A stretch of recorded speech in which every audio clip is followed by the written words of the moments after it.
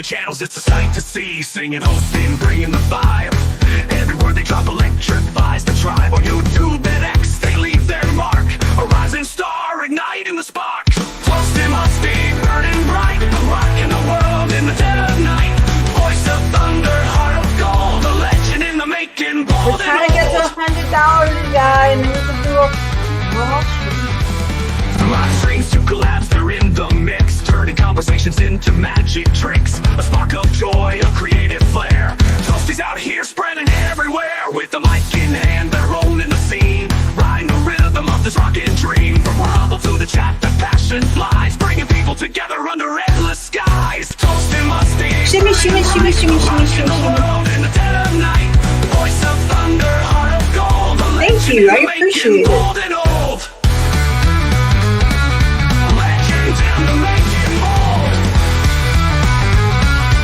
Who the fuck made that profile?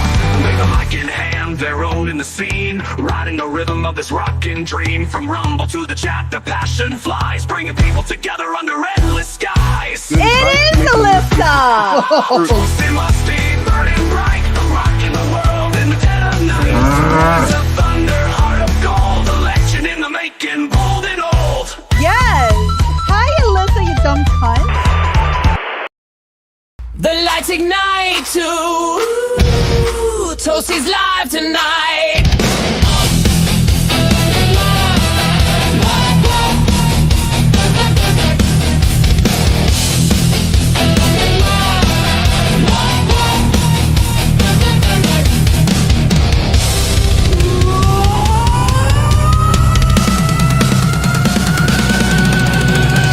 Chats on fire, the emotes fly.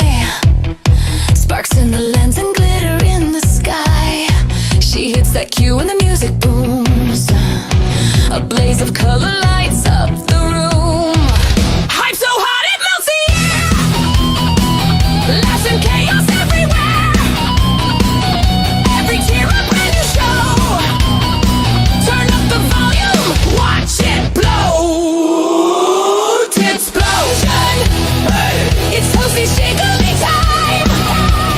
Feel the heat, the wild emotion. Lights are flashing, hearts collide. We're riding the flame, can't hide the vibe. Explosion. It's Toasty Shiggly time. Turn it up, pure devotion.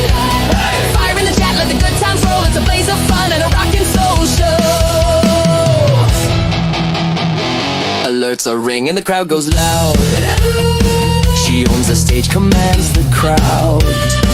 Every move electric charms, setting off sirens, raising alarms. No scripts, no shame, just streaming art. A little mischief, lot of heart. It's laughter, flare, and streaming flame. When Toasty drops, it's never time. Turn down the lights, here comes the glow. That countdown's ticking, ready to blow. 5, 4, 3, feel the tension climb. She strikes the pose, it's fire time.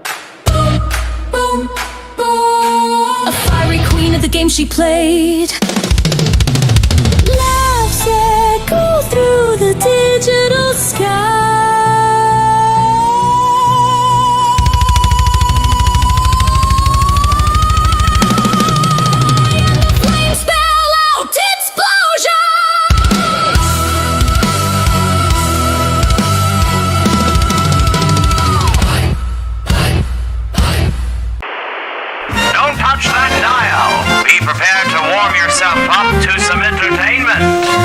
Get lubricated, as it were. As this is about to blow your mind. Ladies and gentlemen, I introduce to you the Gooner Squad, hosted by the Toasty with the Mosty.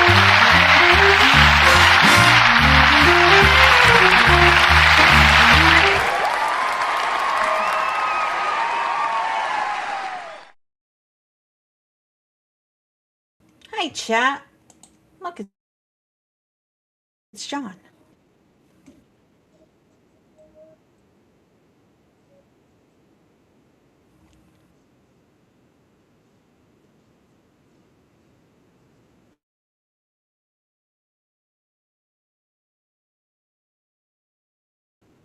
Thank you, thank you. Yeah. Yeah. Oh, and we are on Blaze too. That's right. We are expanding our multi-stream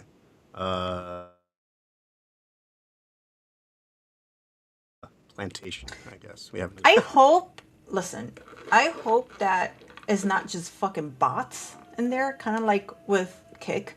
Right. Kick, I have like 157, and I'm pretty sure most of it is just bots, I think. So I hope to get like real people watching me on Blaze, would be nice. Although I love Rumble, and that being my primary, you know, I don't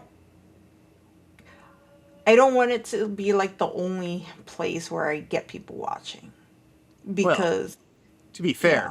people do watch you on X, as DK Bones is saying, because you are getting quite a bit of engagement over there lately on certain posts.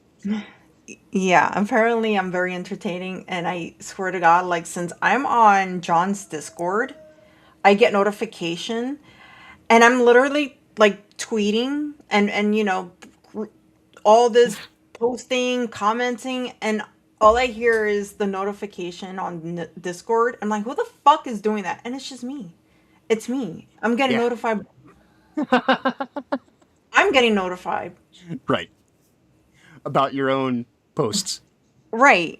So it's, but I'm glad people on X are entertaining what I have to say, and you know, I believe 100% what I'm saying on X is not, you know, I get a lot of people calling me a pick me and everything, and you just want to be liked by guys, and that's it. No, you people are just fucking retarded, and that's how I feel, and I don't like you people. Well, if you want to be liked by guys, you'd try to get along with these dudes that are LARPing as women. Clearly, it's not your interest to be liked by all guys, especially the ones with the Shroonish persuasion. I feel like that's Anyway. just projection, John, coming from them, because I feel like they're trying to be likable by everyone. And it's just like you're calling me a pick me, but you're like pandering just so you could get a pat on the back and, you know, be a savior, but whatever. Indeed. Anyways, Yeah, we have a special guest. we do.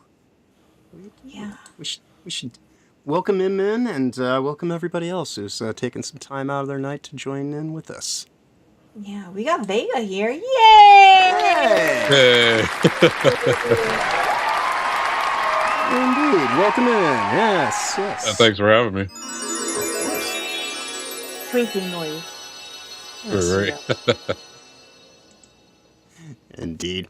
Well, real quickly, let's say hi to some of these people that are being active in the chat, because we do appreciate people, engaging while we do this. So, of course, you know, our requisite Fed and, simp around here. Roadkill, of course, first person in. Hey, Roadkill. And of Hope course, everything's- we always gotta generate the invite code because of him. He Right. tends to He tries to come in the back door of the studio all the time.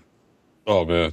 Phrasing. Yeah, I only had to change my code like one time, but that was like it. It was like, Yeah, so now every Tuesday before we start these streams, I change the codes so that no one can get in other than the people that are actually invited here for the Tuesday shows. right. Indeed. Well, howdy, y'all. hello, welcome to Howdy. the stream. Yeah. Hi. Indeed. And of course, thank you again for the raid from Cancel This Podcast. Much Thank appreciated, Chase. you. Yeah. Appreciate it. Yeah. Thank you. Thank you. Thank you. And then we've got, looks like Maeve. 12. Maeve, move one to kick. I don't know. I'm just going to call you Maeve Gaming. Welcome in. Maeve. Thank you for. Hi, Maeve. Welcome. Indeed. And let's see. Anybody else that's in here? We got a Psycho Magus. Welcome Thanks to for the joining. stream. Yeah, look like that is a new name to me, so welcome in for the first time. Hi. Of course, this guy. But, well, we'll just move on from him. I hear he's problematic. Quite a bit. It's in his name. Of course, we got DK, who we brought up first, saying hail Toasty. And that he does appreciate all your X activity. And then, of course, got Mage Wolf here. How we doing, sir? Always great to have you here. LG popping in. What up? Saying, hey, it's a black man, of course. Indeed. We're not racist around here. That's right. That's right. We We even like welcome snow all. Mexicans. Yeah. We welcome all except for trannies. Indeed. Or at least the delusional people. So, Right. Well, I was going to say, you know what? Just leave right there. yeah. But Dan is here as well. What up, Dan? Catch you later. He's getting ready to battle. All right, well. Okay. All right, well. May you vanquish your foes. Yeah, good luck. Juniper's here. Howdy. And I believe that gets us... Did you say hi to Jen? I did. I mentioned Okay. that we Hi, that we Jen. even I'm accept... sorry, I was- Yeah. No, it's all right. I was talking about how we even accept snow Mexicans. Oh, we do. Yeah. Yes. We do. But yeah. Hey, everybody. Welcome into the show. And that gets us all the way up to now. So, Yep. yeah, it's Cinco de Mayo. It's a Taco Everyone has Tuesday been over like, here. happy Cinco de Mayo. I'm not fucking Mexican. I don't care. Yeah, I mean, I didn't buy any alcohol, so Yeah. I should I have. still get shit.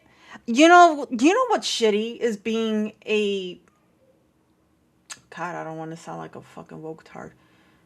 But being such a mixed person that I get shit from everyone. So it's like I look white, but I'm like part black. But then people think I'm Mexican because I'm Puerto Rican. And like... It's difficult. The Puerto Rican's family for me because my mom's from Virgin Islands, which is it used to be Spanish Virgin Islands, but half Puerto Rico, and the rest of the Virgin Islands. Right. So, family right there. Well, I think we Is your actually daddy have... black? Yeah, my dad is half black, half white. My dad's mom is 100% white, it's like Scottish and Irish. I'm pretty much a mutt. I just look black. So, I'm the same way, but I just look white. yeah, Right. yeah, like Same here, like- technically. But yeah, my grandfather. So my dad's grandfather moved to California from Kentucky so he can raise money for a ranch, and he Right. just never moved back. And then my dad's father moved in from Jamaica or whatever, and then he moved to the West Coast, and then his brothers went to Georgia, North Carolina, and South Carolina and stuff like that. right. I used to be a little bit more, I guess, nuanced about my my heritage and all the various parts of it. Then I spent 2 months in county jail and realized, nope, just a problematic white guy. In fact, if I deviate out of that window, then I'm probably pissing people off because they'll be like, oh, look at Blanco over here, thinking that he's like, something like, to like from the tribe of Chad, kind of bullshit. And yeah, that I had to evade well, not just a person that I was in a cell with, but also one of the head of the guard staff.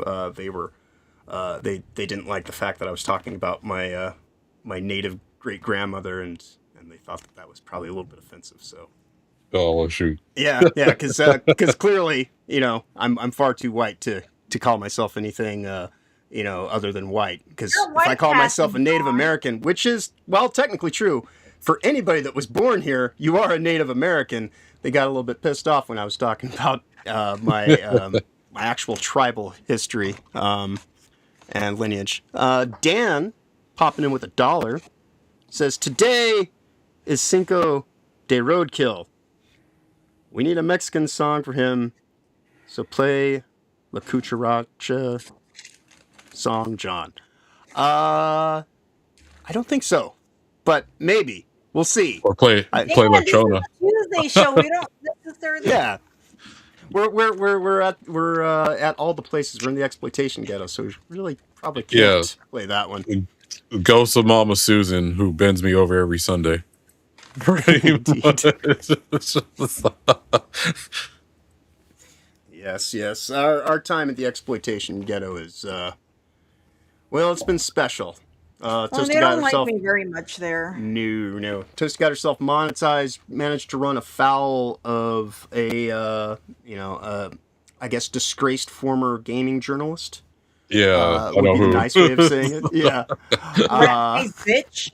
Yes, a frumpy cunt, if you will. Oh, hold on. We're in the exploitation ghetto. What am I doing? Anyway, but yeah, we maneuvered through that. Toasty managed to get herself remonetized and then demonetized. And then we waited out, and then she managed That to literally lasted get like over 3 that. weeks. Right? And Yeah. we managed to get through that, and then she got hit with a warning strike that never went away, and then she ended up catching like 2 more strikes within 8 weeks of that. And so we dang. just stayed out of the exploitation ghetto until the 90 days had passed, or we were planning on, I think we started like a week or so right beforehand. But Toasty got remonetized while she was sitting out the 90 days, or where she could get qualified to get remonetized. And 2 weeks after she had been remonetized and we were doing stuff, she went to go check on stuff. And that was how she found out she had already been demonetized again in under 2 weeks. Oh damn. So, yeah.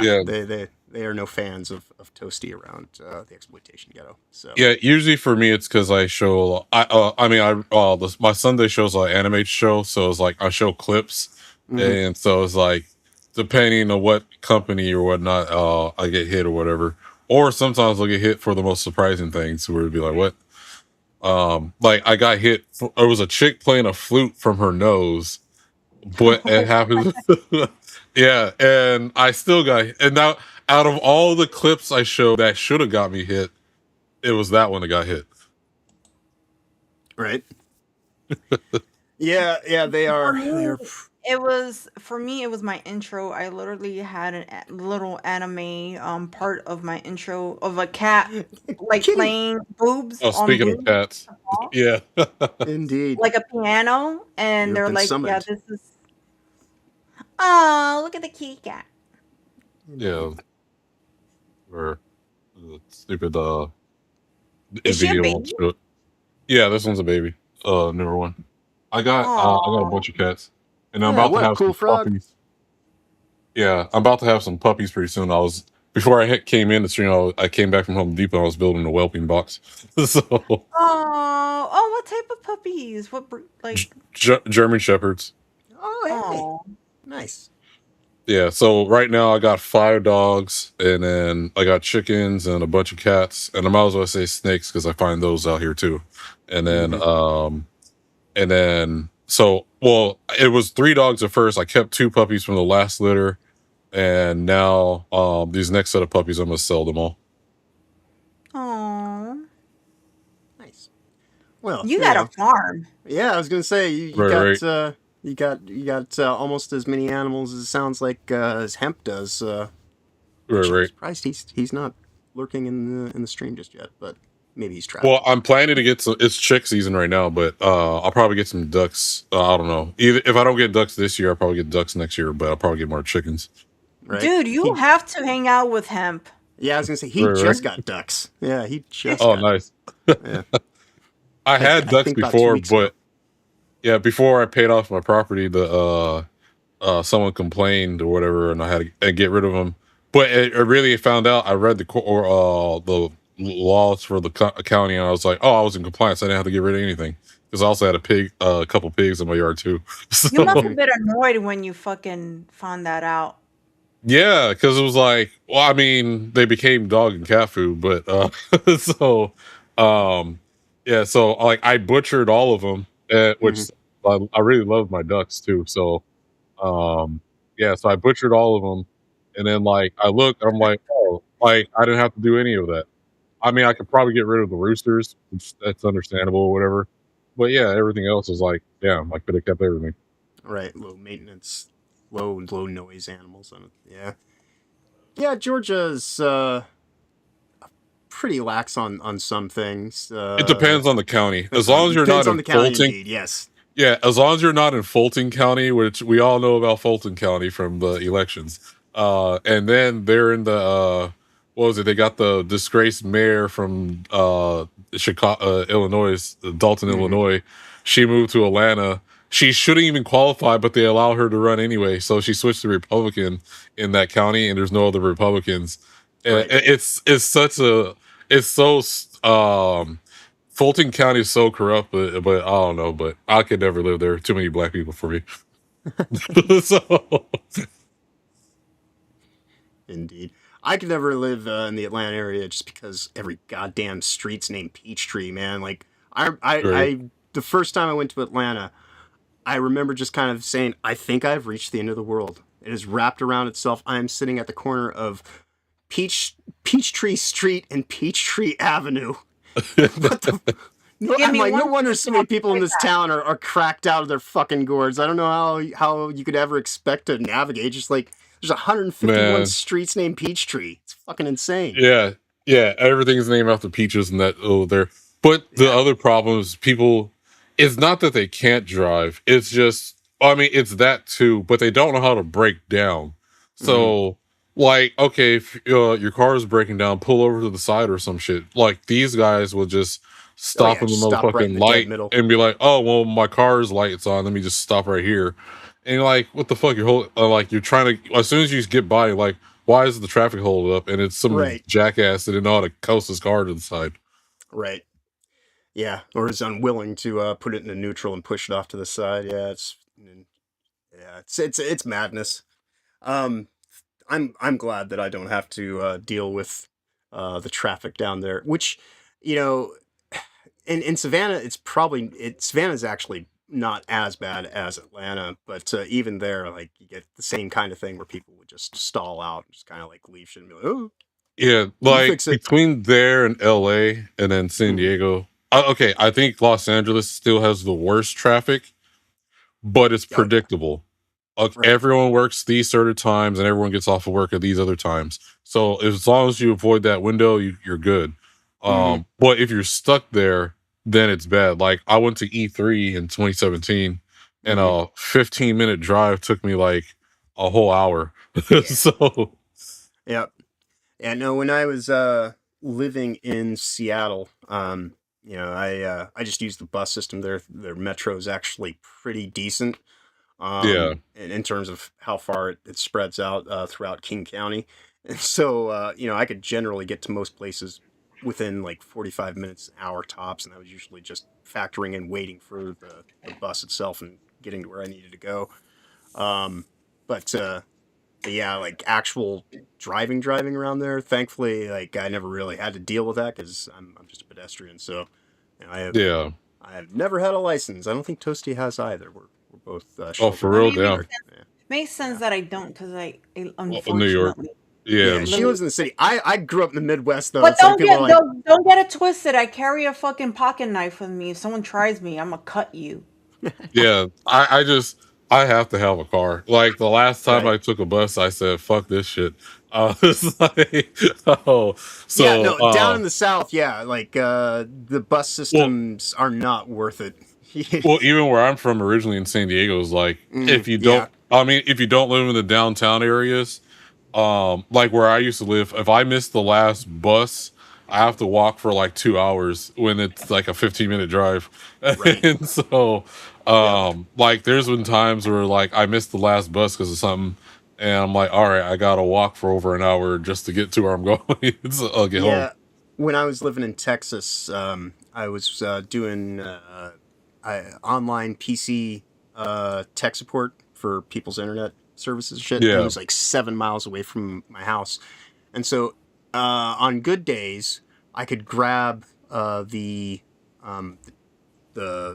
closed circuit bus that they use for the college there in San Marcos. Yeah. And because this was when I was in my late 20s, early 30s, so I looked like somebody who would be on a college bus, so no one really even thought that much about it. And so I would get like the first 4 miles, and then I'd have to walk the last three to work.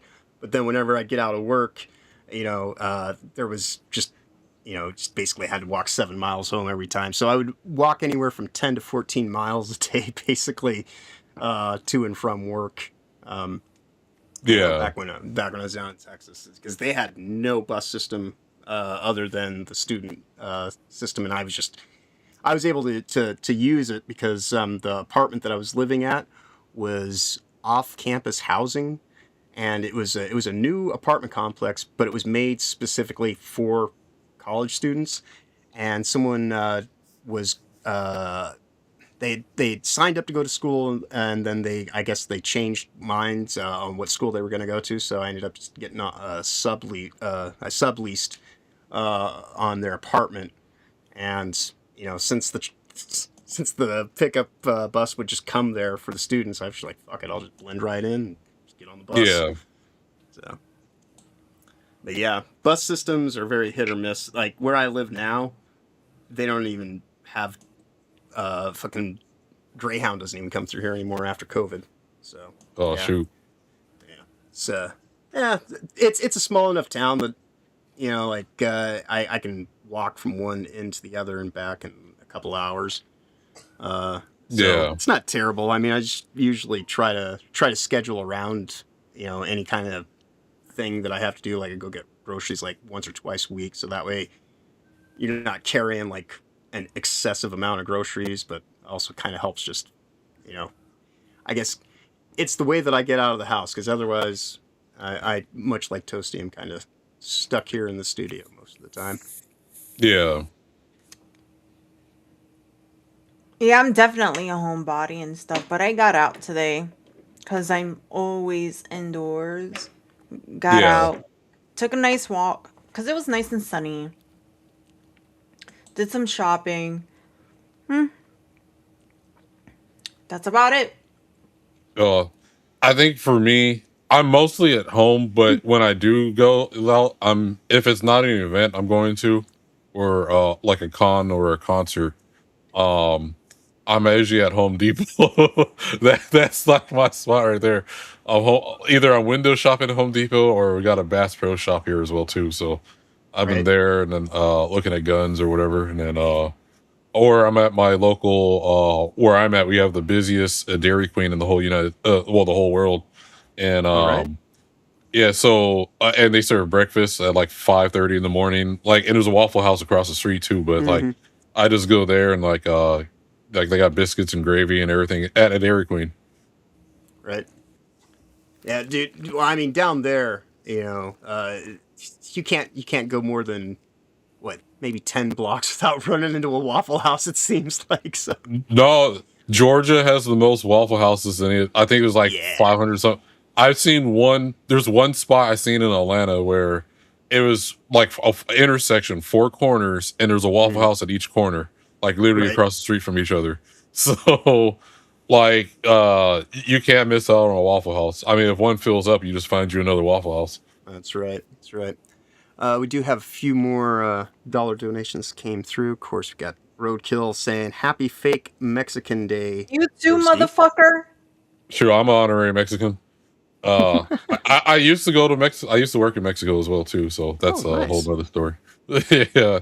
So, That's yeah, I used to work at a multicultural center, so I would cross the border all the time, Mhm. and then I would go all the way to Ensenada. And unfortunately, I seen the Avatar: The Last Airbender movie like a bunch of times in Spanish because of using the what's it called. But yeah, I just go if I didn't drive down, I would just walk across and take like a charter bus all the way to Ensenada. Right on. We got another dollar donation as well from Killer J saying, "Girl, you looking good as usual. Let me get a Pikachu." The last person to like and share this stream is a flag. Yes, Thank you. we're at the Thank you. exploitation ghetto, so Thank you. I already dropped a C bomb, so I guess I have to I don't pack know. it in. YouTube hasn't been as bad for the cussing They haven't been- anymore. Yeah, they're It doing a little bit better, but I with They the way hate me. that they hate Toasty, it seems we Oh, just yeah, kind of we keep it a little bit close to the vest when we're here in the exploitation ghetto, unfortunately. Dude, our friend Hemp, cause he's a rumbler. He fucking hates YouTube. He Oh. gets so angry whenever I stream on there. He's like, "Why? Just stop it. Just stream on Rumble. That's it, lady." Yeah. He hates it. Well, He's a great guy, but he's very passionate about the way that he sees the world. I guess. Well, is the I nice had way of one saying it. guy. I had one guy get mad at me for I made a Twitter post that I was streaming on YouTube or something. I didn't mention I was also on Rumble on that at the time, and then this guy was in my comments like, "What about Rumble and all this other stuff?" I was like, "I am on Rumble. It's just YouTube for me. YouTube is where most of my audience is at right now. So it's like, if I could get them to like, hey, go to Rumble, it'd be cool or whatever. But like, that's like the tricky part right now. Mhm. We've been having that conversation for over a year on this channel. Yeah. Trying to get people to kind of see, because we were telling everybody a year ago about all the shit that's actually happening right now. I remember, sitting in this chair going on for like an hour and a half, 2 hours. Another one of the streamers we knew got completely deplatformed when Toasty got demonetized, and then shortly Yeah. thereafter, a couple of other larger streamers eventually got hit. And when all that went down, I started just doing this battle sermon basically about the Rumble Revolution. How whether you like whether you like YouTube or not, you should probably really be thinking about how you plan to work without Yeah. it being part of your I'm even overall- on Odyssey. Odyssey got their problems too. Well, the only thing Right. I do like about Odyssey right now, they're the way it's set up is pretty good. It's just what was it? It's just not necessarily I got like an audience there. It's just their replay system after you do a live stream is kind of wonky. And then but you can share files with your audience that are subscribed to you there. Oh, that's cool. So That's if you have actually something really you want your audience to download, Right. like right, if you're into actual image the files or video files, Yeah. whatnot. or like if I'm in the 3D printing community, so they're like a lot of them are Odyssey, and they're showing like 3D prints and files there for the 2A aspect of things. That's the best. It's interesting that's where because I actually just read an article about some stuff with 3D printing this morning as it applies to ghost guns. They are trying to introduce some legislation that will effectively make your 3D printer subservient to an AI call check, and Yeah. because so the whole idea that you own anything is it's Well, they want they I don't want it think to have they're it- gonna have. Oh my Oh, go bad. ahead. No, go ahead. I said I don't think they can be successful with that because now we're at the point with 3D printers where you can 3D parts to make your own 3D newer 3D Right. printer. Just print your own 3D and just- printer and and set then it up to a get a system that Raspberry runs Pi or offline. something. Yeah. That's so fascinating to me. The 3D printing, like how that's so Yeah. fascinating. Like If Yeah, you're like, determined enough to print your own firearms, which is actually legal. It's only if you Yeah. want to sell firearms that you actually have to have numbers on them and all this kind of stuff. So making your own guns, there's nothing wrong how with that. long does that take? Does it take like days for it to like finish? Well, it Considering all depends on the components and what you're making. So basically, I just set up I'm almost set up my second 3D printer. But my first 3D printer is old now, which is slower. But it was like if I was gonna print like say like a Glock 19 lower, it'd probably be like over a day of just printing. right? Right. And then boy, now the 3D printer I got now is probably like 20 times faster from the 3D printer I originally bought. So once I set that up, plus I'm be 3D printing for stuff for cosplay as well too. Right. So that's the That's other cool. aspect. Yeah. Yeah. Damn, you So mean I'm to getting tell me I could 3D print my own sex toys? That's You crazy. you, you and can, yeah. you could, yes. Yeah, Yeah, yeah, but Toasty. Actually, if you just bought a whole bunch of vibrating eggs with different pulsing functions, yeah, you could totally just incorporate that into the print. Especially if you're doing like what the resin cast styles where it drops it yeah. from the liquid. And yeah, you could easily make your own toys that way and The actually other be fully aspect you functional. can there's some attachments you can put on like an iPhone, Mm, or I'm sure you could probably do it on a Samsung Galaxy or whatever too. But like you can basically it's like a 3D scanner and you can like scan whatever body part or whatever and then yeah, alter it on in 3D and custom then craft. print it out or whatever. I mean, you can. You know, I mean, Custom it's the crafted new frontier. box. Like they used to sell, what's it, the clone of Willy and all those other stuff. Yeah, yeah. Well, Like, I used to. Yeah, yeah. That's. Yeah. I used to work in horn shops on both ends of the country. no, Uh, I have a friend. So I graduated. I went to the art institute that mm, went out of business, and then one of my friends he got a job in Arizona designing dildos and stuff. So hey, that's man, pays well. You know. yeah. Like Yeah. I worked at I got to work at a studio that went out of business for mobile games, Mm, and then the two games I worked on are never going to see the light of day. So that sucks, right. but whatever. So Yeah. I've gotten some stuff into the wider game industry myself. I know a few people that have prominent positions in AAA and people that do just simple indie dev stuff and whatnot. One yeah. of my friends, he was the head systems designer for Red Dead Online. After they got done with the story mode, he got moved over to that, and Oh, so okay. We might yeah, know some so of the same people then. yeah, So so yeah, like back when RDO first opened up and it was just a barren wasteland. yeah, I invested. I was like, I'm gonna, because at the time, because I went to college with him, he was trying to find a way for me to get a job over there as well.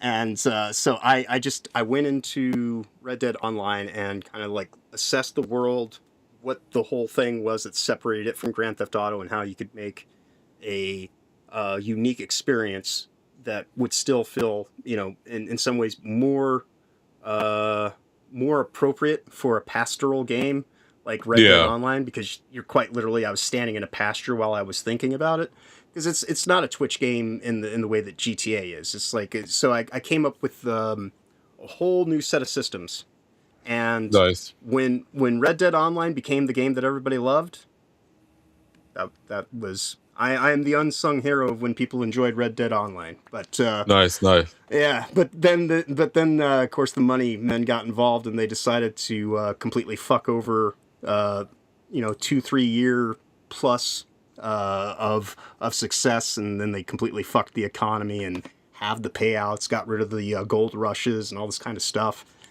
And Yeah, I mean, it's still well enough, but they completely undermined the design concept that I came up with. But because my friend, he worked there, and I just sent him the stuff. I was like, here, this is what I would do, and they allowed. He managed to, he presented it as his idea, obviously, and they gave him the go ahead. So yeah, the yeah, whole monitoring system they had, because like when you play Grand Theft Auto Online, you can see everybody on the map, and that was one of the first things I was like, well, this is the 1800s. That shouldn't be there until there's actually like an engagement kind of thing, and then that's how the whole duel system came about and all this kind of stuff. So, but yeah. but yeah, that's probably the closest I will get to actually being in the game industry proper these days. Other than that, I did some QA testing for a bit, but Yeah, I plan to go indie. I have a friend that's solo deving right now on Twitch, and he's making a Metroidvania. mhm, And I told him release it in parts because it's only him. So right, he's like, yeah, oh, yeah, whatever. do I'm it just wait episode, till yeah. I'm done. Yeah. So But yeah, he's just waiting until he's completely done to launch it. Right. Yeah, I got a friend who's currently I've got a early release of his game that he's getting ready to put out in the next 6 months or so, somewhere in that window. But I've got pretty much I've got his current build, and then I get build updates every few weeks. But he's just putting the shine on it basically at this point. But yeah, I think that there is been some talk about doing some indie game stuff with him, or also one of the other shows that I'm a part of. We were talking about making something inside of RPG Maker, possibly, or Yeah. Sandbox is coming out in a couple of weeks, I think, or fairly soon. But it's the sequel to Gary's Mod, Yeah, yeah, and yeah, yeah. I yeah, heard yeah. about that. Yeah, Yeah, and so they've got like they've done something really cool though. If you buy that, it will allow you to self-publish without having to pay royalties or anything like that. So it's that is something that I'm looking at as a future possibility of a project to yeah. look into possibly doing. Me, I'm using Unreal, and then I know people were complaining about Unreal, but I think it's because they don't understand how it works. So, What is uh, that? Uh, uh, so it's an engine where it's from this game's like Unreal, where it's like kind of like Quake type of stuff or whatever. So, but they made it kind of like I want where anyone can like download it for free and start making mhm. their own games off of it. But the catch is when if you use the Unreal Engine and you make a game, they take like 30% of Yeah. your sales from that or What I whatever once the game yeah. launches. Um, but other than that, like it's they added stuff where you can kind of program visually for like the artist aspect as Mhm. opposed to just relying 100% on the programmers. And so you just like plugging things in or whatever. But I mean, you still need programmers for certain things. Yeah, Um, that, and you still need dedicated artists, especially with the current version of Unreal with its middleware that they have in there for the Meta Creator. yeah, That but unibody that they have, just it women, you can't make an appropriate female character unless you actually import your own yeah, mesh in. yeah. So the complaints that people have been having with it, where it's like, well, all these games and movies are using it. The problem is it's really the studios that if they're not trying to Hmm. be innovative or different, because Right.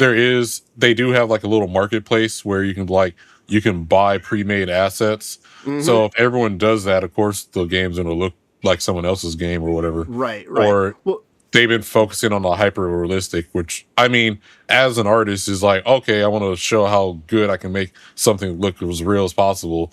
But then it kind of moves away from the stylization, which is not the engine itself. It's the artist.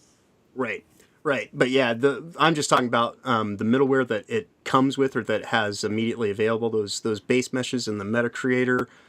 Not the funnest thing, but yeah, it really does come down to what you're saying, where it really is on the studio with how much they're willing to actually get to know their tools and utilize them to create things, rather than just pull things out of a box and then just drop it in.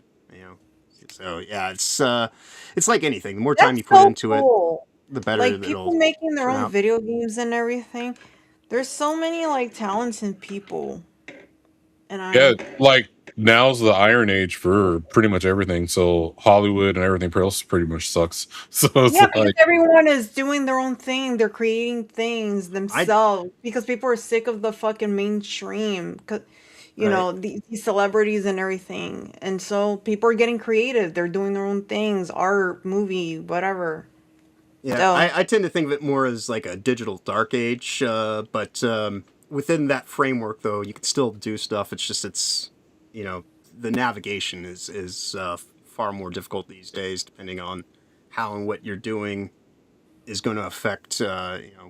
S- like it's interesting living in 2026 where people seem to focus on the most frivolous bullshit, but then like the actual legitimate things that seem like they're going to have an impact on how we live, how we've been living, and how we will continue to live. Like it's just like someone else take care of that. Let's not get into well, the yeah, conversation.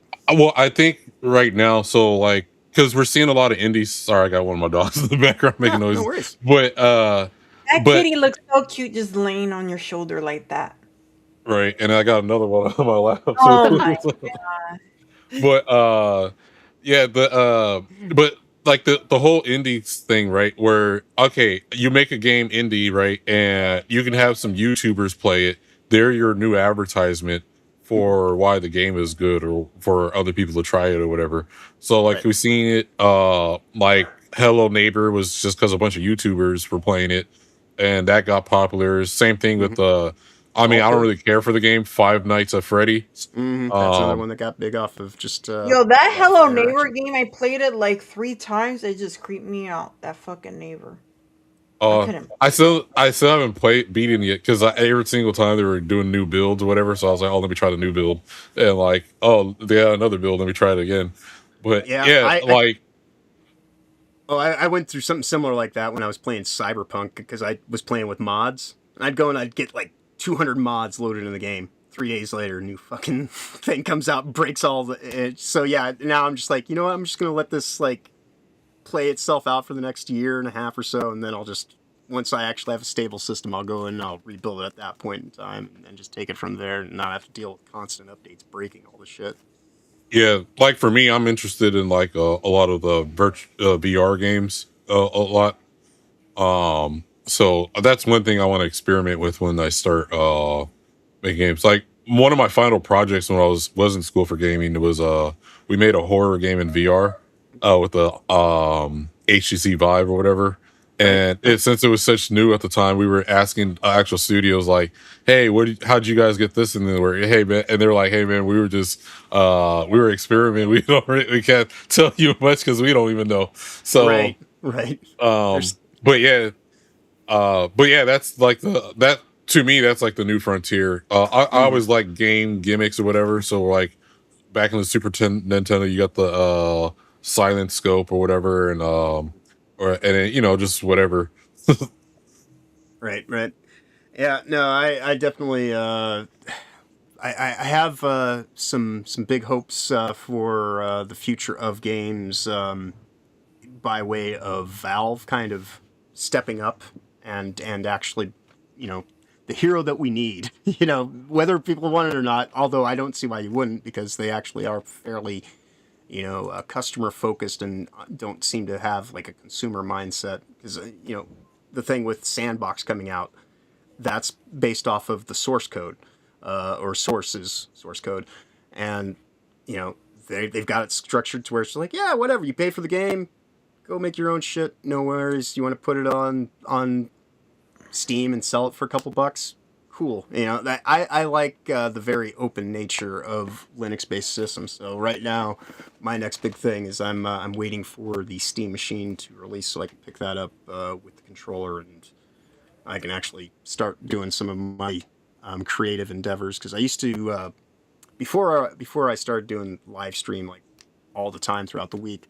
It's like I guess 4 years ago, roughly. I started a channel called Awesome Deck that was all about my Steam Deck and the weird things that I can do with it, and figured out, and it's kind of ways that you could use it for applications beyond just base gaming. And then after that, the laptop that I was using crapped out, and then for basically the majority of the last year, I was using this Steam Deck that you can see right here in the frame, was basically my primary PC that I do all my streams with and everything like that.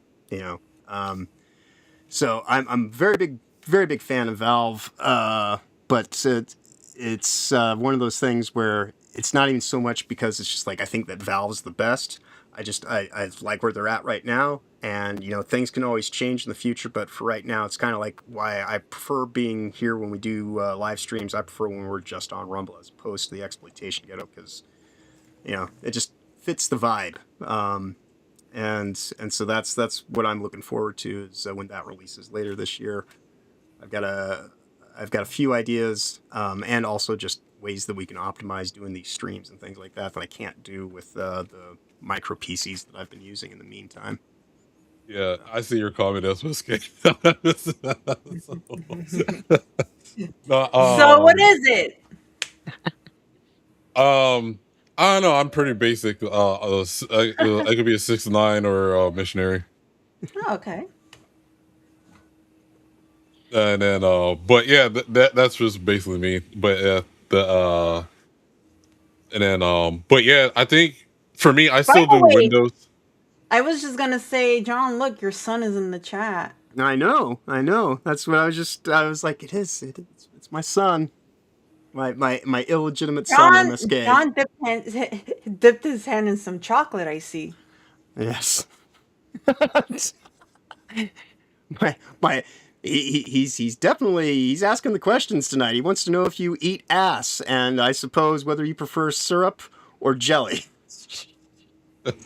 Oh wow. So, but yeah, hey, I eat women's feet though. I'll do that though. I know, you're black. It's in your Uh, DNA. Black men love feet, and especially if there's, painted white toenails, right? The white yeah, toenails. or the French tips or whatever. But that's the thing. See, like, I've had white toenails, but I feel like I'm so, like, light skin, it doesn't look good on me. I feel like I need color to pop, right? As, uh, it's not like I have, like, nice brown skin or, like, a tan. I'm, like, white, and so I don't think the white toenails look nice on me. So, my opinion. I Yeah, think like I oh, think MSK's trying to cast you for a movie. no, Jesus. the first time I was on MSK stream, right? So it was after my infamous picture on in Twitter with Ryan Kennel, right? And so he goes to interview me, and this is before I even show my face. So I hop on stream, and it was like the very first stream I'm ever on, and I'm like, okay, he's gonna ask me questions about this meetup and how things went. So the first thing that comes out of his mouth was, so how do you get girls? And I was like, what? It caught me completely off guard. Right, And then right. I don't think he even asked me about the picture, which I thought that's why he was The whole interviewing purpose me that you for got the invited, right? first. Yeah. So I think that was before his original channel got taken down or whatever. So Hi, anything Hey, what goes. up? Yeah, MSK is an interesting person. Gets it from his dad. Really. right. Like father, like son, I guess. No, but yeah, I mean, back to the toes. Like, I actually do like the natural look of them without it painted as well too. Like the Okay. if it was painted, it would be like French tips for me or whatever. Okay. Yeah, because I was thinking about doing my toenails, and I was like, what color? What color? Toasties Toesies. She definitely Right. does the many pennies But as the often as she can. the cherry on top is the little anklet. That's what I like is the little. I don't know why. It's Oh, like the little yeah. anklet for whatever reason. I'm like, oh hell yeah! For whatever reason when a chick puts an anklet on, I'm like, man, it's like the cherry on top. Okay. Okay. Wait, can I bring my feet up right now? Wait a minute, like this, Oh, like the we little got Yeah, pivot. Toasties Toesies yeah. making an appearance here. Let's get this out of the way. They look There big. we My foot looks big, but I'm a size 5. It's because I'm towards the camera, so it's just like, Yeah. look, there you go, there you There it go. is. There's my foot, you guys. So there you go. Right. Your jeweled ankle. I think it looks nice and angled. Yeah. It looks very nice. Yeah, that's good. But yeah, it's the little anklets is like, oh man, I just love when I see those for whatever reason. I know it's probably weird, but hey, there's It's armpit not guys weird out there. because So, it's not weird. So people take it the wrong way is the fact that when a man sees a woman taking care of herself, especially her feet, again, it you could tell she takes care of herself when she has her feet done. It doesn't even have to be like a fetish or anything. It could just be like, oh, her feet looks nice, and she yeah. takes care of herself. Well, So, I and also people think get that it's like, confused. because as a guy, it's like, okay, if I'm providing enough and my woman doesn't have to work, then she has more time to like, her skin and everything's like perfectly buttery smooth and and same thing with like the feet or whatever too. So I kind of see it like that, and I think that's where it comes from. Right. Yeah, like you like the fact that you could take care of her and she's able to pamper herself to look good for Yeah, you. Yeah. So I get that. Roadkill evidently is finding this conversation to be scandalous. right. Hey, He I got doesn't understand. He's gay. He doesn't get it. I got clipped out from A Series Man the other month or so saying I like eating Mike Tyson's ass.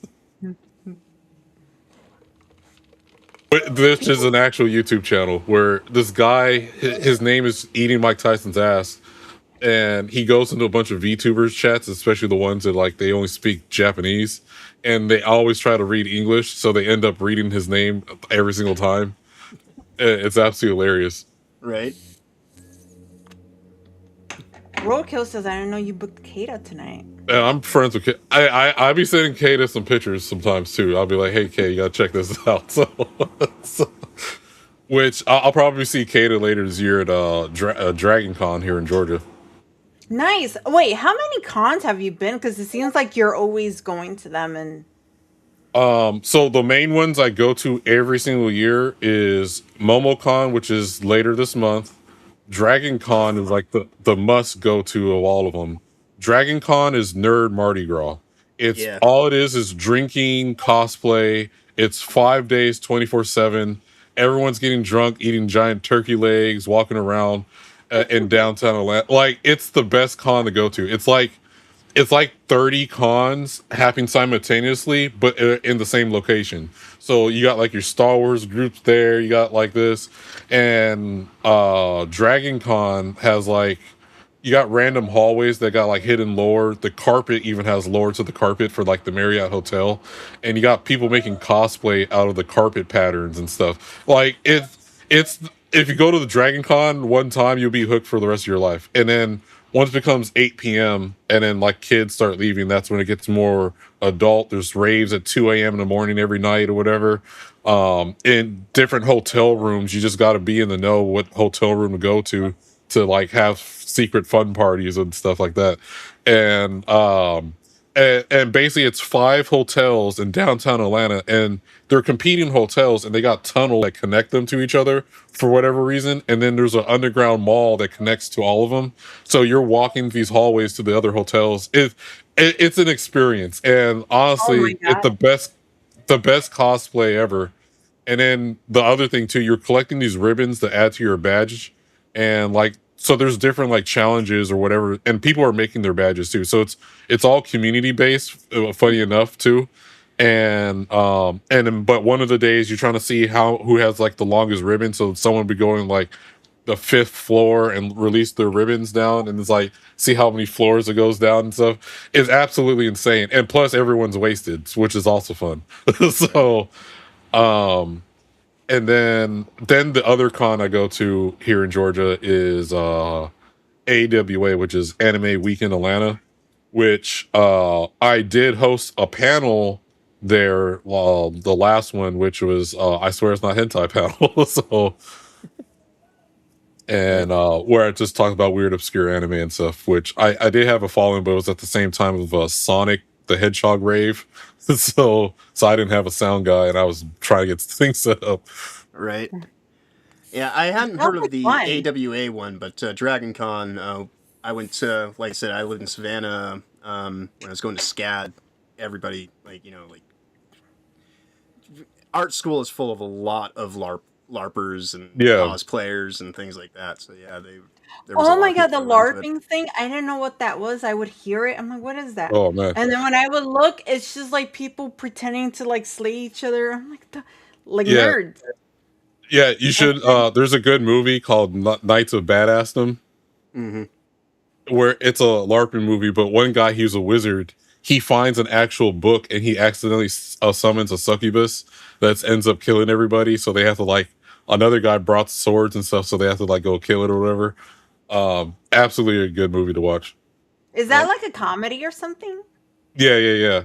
So, but it's kind of like the realm of like what's that one where Tucker saves the Earth or whatever? Yeah, yeah, Where yeah. It's Tucker and Dale save the world. yeah, yeah. It's Yeah, like that type of style, but like, but it's a LARPing movie. But right. I don't LARP. I always wanted to, but growing up back in California, I didn't have friends who were nerds like that, whatever. Yeah. And so, but I did join the my local SEA, which is different than LARPing. It's like you do all the historical European martial arts and like HEMA and like you build armor and Tucker and Dale versus Evil. yeah, that's it. Tucker and Dale versus Evil. But yeah, like you build armor and learn how to make mead, shoot arrows, do jousting, and have like actual night fights and stuff like that too. I'm a beginner, so I'm still like newer into it, but like but like I joined them like hell yeah, I'm down. So You know what I like to do? I've never been to on one of those Renaissance fair, and I like to yeah. watch the men make the swords and all that. And I'm Oh, like, the Sword I blacksmithing. duels. want to go and dress up as a fairy. But I don't know. Yeah, I would. I think right now there's a Ren fair that's going on in Georgia where it's like goes on for like a couple months until like Oktoberfest. And I think Georgia for the United States has like the if you go to Helen, Georgia, it looks like a traditional German town, all the buildings and architecture, and and it's straight up like being in Germany, and they got like the best Oktoberfest here in the US. Yeah. Well, to be fair, Georgia does have one of the best climates year round. So Yeah. it's a lot more. You're a lot more capable of doing things for 6 7 month kind of runs because when I was living, I went to the Ren Fair a couple times. I was living in Washington with my girlfriend at the time, and we went a couple years. But I think it was like in summertime, but they only had it there for like maybe 6 or 7 weeks. But Yeah. there's only 6 or 7 weeks where the weather's really optimal for that kind of thing in Washington. Oh, But but yeah, to also answer your question, I guess the other con I go to is MegaCon for the meetups in Florida. Um, so outside of Georgia, I go to that, which that just happened recently, and then I go to like all the fellowship meetups in like Las Vegas and stuff where I'll see like Iron Oxide and them, and then if I can, I try to go to Texas. But right. this year might be a little different because I'm trying to go to Japan later this year. Mm, Oh, that would be a nice. fun That's trip really to take. cool. Yeah. Yeah, That's really cool. I've always wanted to go to like a meetup so I could say hi to people and be like, oh, yeah. that would I be think they fun. were. But I don't know. I don't want to go alone Well, because I that's feel like the thing. everyone else has like a friend or a partner to go with them. I don't want to go alone. So Well, that's the point of the meetup is like you do kind of go to the meetup alone, but then you run Then into you meet everyone that you everyone. hang Yeah. out with. Yeah. So that's kind of like so everyone knows my airplane stories with Frontier Airlines. And I kind of wish Frontier Airlines went out of business and not Spirit. So, so Frontier Airlines is so bad that they don't even have like customers. Their customer service is talking to some folks in India on WhatsApp. It's so annoying. Like it's the worst. Right. oh my I god, rather no. I rather deal with the ghetto Spirit Airlines than Frontier. So I hear that Spirit Airlines they're super ghetto. I've never been on a plane as an adult, oh and I'm man, scared to. I I would it's actually have to not be drove. knocked bad. out. Oh, not like see, I drive too, so I've driven across the country, and that's how I moved to Georgia in the first place. Hmm. Is I drove all the way from California and drove 33-hour drive to get to Georgia, and then I've done it multiple times, and then which I do need to do because I still got like a storage in California, which is like I know how that goes. all my stuff is there. I'm like, Yep. oh man, I wish I got this with me right now or whatever. Which I'm Yep. planning to get all my stuff, but yeah, it's just um usually if I drive, I'm just playing like anime music in my car like the whole entire time or whatever. Like I listen to everything except modern hip hop, so it's like one second I'm listening to country, then next minute I'm listening to like Cannibal Corpse or something. Yeah, Yeah. yeah, I got a pretty eclectic music library as well. It started off primarily based around Nine Inch Nails because I was yeah. collecting Who loves Nine Inch that Nails. band? I do. Oh yeah, they're pretty good. I am actually wearing a Nine Inch Nails shirt right now. Oh This nice. is this is from the Black Mirror episode where Miley Cyrus is the main Oh shit. character. Yeah, so this is the lyrics, the altered lyrics to "Head Like a Hole." So, "Head like a hole, I'm on a roll." Uh, let's see, riding my high, achieving my goals. Yes, Oh no. which were the alternate lyrics. But yeah, I started collecting Nine Inch Nails vinyls just because it was like I collected Nine Inch Nails stuff nonstop. But I was living in Washington at the time, and I became like I liked David Lynch growing up. I liked his movies and things like that. But when I was living in Washington, like it just like it took hold of me in a kind of way that's just it became like a visceral part of just kind Yeah. of the way that I just kind of look at the world. And so I started branching out and I started collecting like jazz records and this and that. And now I've got like a collection of records. It's like over 300 records that Oh I nice. managed to amass in about a year's time during COVID hell world.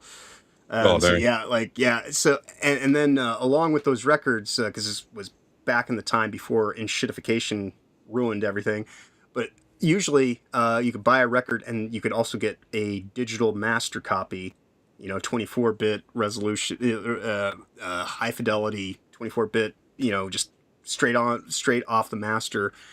And so I've got like this really, really huge library that I rebuilt because I also have an old MP3 library that I started like Nice. back in the 2000s, like early 2000s Yeah. when MP3 was all a thing. But Crosswire and shit. It's like, yeah. Like yeah, so I built up like over 10 a library of over 10,000 tracks, and then I stopped using it so that I could just have high definition FLAC, ultimate okay. quality stuff, and yeah.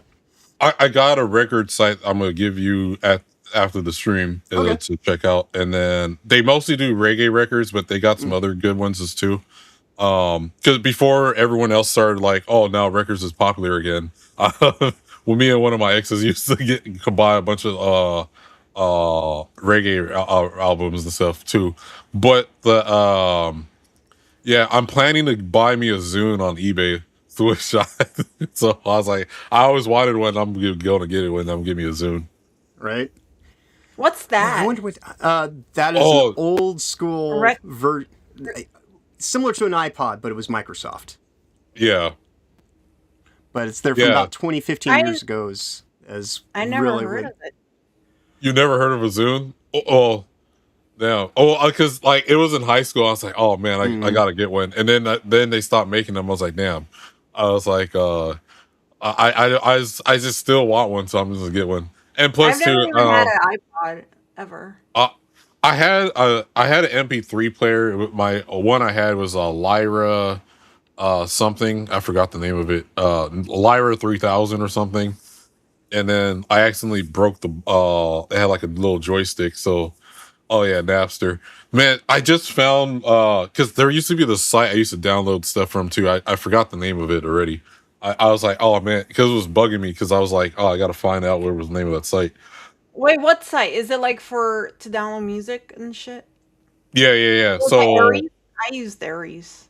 no, it was so the text was like green and then the background was black, like an old school computer LimeWire? stuff. No, this is I used LimeWire when this one went away.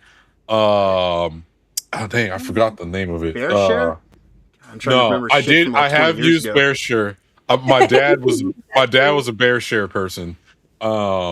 But it was this one. It was like really like it looked like like you're typing in DOS type of thing. Um, Oh. and dang, but it was still peer to peer. I can't remember it. It was in my freshman year of high school, and this person told me, he's like, "Hey, you gotta go on this side here." So I was like, "All right." And then I was like the only freshman in this class full of seniors and shit, and so and they didn't know I was a freshman too. So that was the other funny part. because like I've been like I had a beard since I've been middle school or whatever, and then Mhm. so like when I was in this class, just all seniors, they thought I was a senior too, so they thought I was failing because I wasn't at any of the senior events, and so they're like, "Hey man," like they did an intervention for me. It was for what class? It was like it was one of the science class. It was a chemistry class or whatever. And they're like, "Hey man, is everything all right?" I'm like, "Yeah, everything's all right." You sure? I was like, "Yeah." Well, how come you ain't at like the senior this or a senior that? I was like, "Oh, I'm a freshman." They're like, "No, you're not." I was like, "Yeah, I am." So I like show them my ID and everything, and then we had like security at the school too. So that they didn't even think I was a student at the school, and I was so like I had to like always show them my ID, like, "Hey, I go to school here" or whatever. Right. Yeah. That's good. I can't say that I've I don't know, when I was young in my teenage years I was able to buy cigarettes when I was like 15 and whatnot. I don't think that I looked all that I had facial hair. 15. Yeah. Well, John's. see, that's how it was for me. Oh, so I would just buy beer and alcohols because it was like Mhm. they weren't carding me, so it was just, "Hey, can I? I'll buy like Clamato and all kinds of shit," and then like, and they would just give it to me and whatever. And then even like in middle school, it was like if I went to go see a rated R movie with some friends, like I no one ever asked me for ID. I just Right. buy my ticket, and then I had to like, oh, I had to be like my guardian for my friends or whatever sometimes too. We're such opposites, men and women, because I've always been told that I look pretty young for my age. Oh man, I even Well, had like a fucking dumb liberal bitch trying to insult me, and she's like, I guess she kind of reposts what I posted about her, and she goes, "Oh, check this chick out, this 20-year-old something stupid girl that doesn't know anything about the world and this and that." I was like, wait a minute, you just assumed that I was 20. And she's like, no, you just act like it. I'm like, that was no, kind of you didn't, hilarious. no, It's like no, too late. too late. No, no, don't backpedal now. No, you thought I was 20. I'm not in my 20s, you dumb bitch. I'm in my 30s. Thank you very much. oh man. Okay, I found it. It was Win MX. That's what it was. Okay, all right. That one vaguely, when you said it, it's like, okay, I have heard that name before. I don't know if I ever really used it all that Yeah, much, but there's a Wikipedia page of like all the different pirating sites. right. So, oh man, but yeah, Yeah, Win MX. That was it. yeah, a lot. Oddly enough, these days, you can actually find a lot of high bit FLAC recordings on the Internet Archive if you know what you're looking for and where to look. Yeah, Which is how, yeah, it's how I kind of filled in a few things that have come out recently in the last few months. I was able to pick them up there because, you know, well, I just one of them specifically doesn't seemingly have a place to buy it. So the only yeah. thing I could do was like, oh, well, I guess Well, like if so I'll buy a T-shirt or I something at some point in time.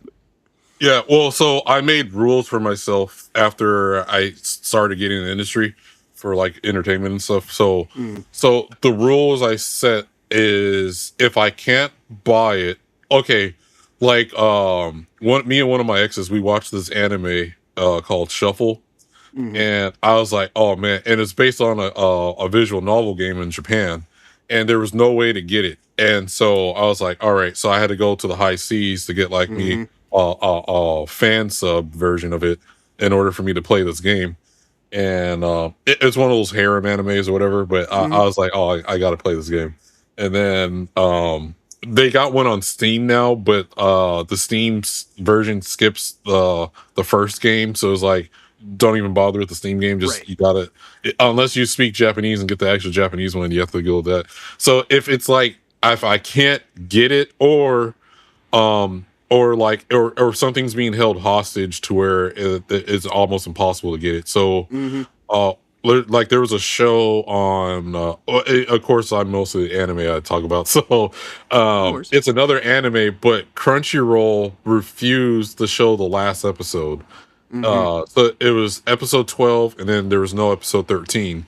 So I had to download it and get the fan sub of that from Japan Right. in order for me to see the last episode because they thought it was like too controversial or whatever. But the Yeah. story was awesome. But I mean, if I say the name, it would be funny too. So I Yeah, no, used to watch quite a bit of anime when I was in high school, but then I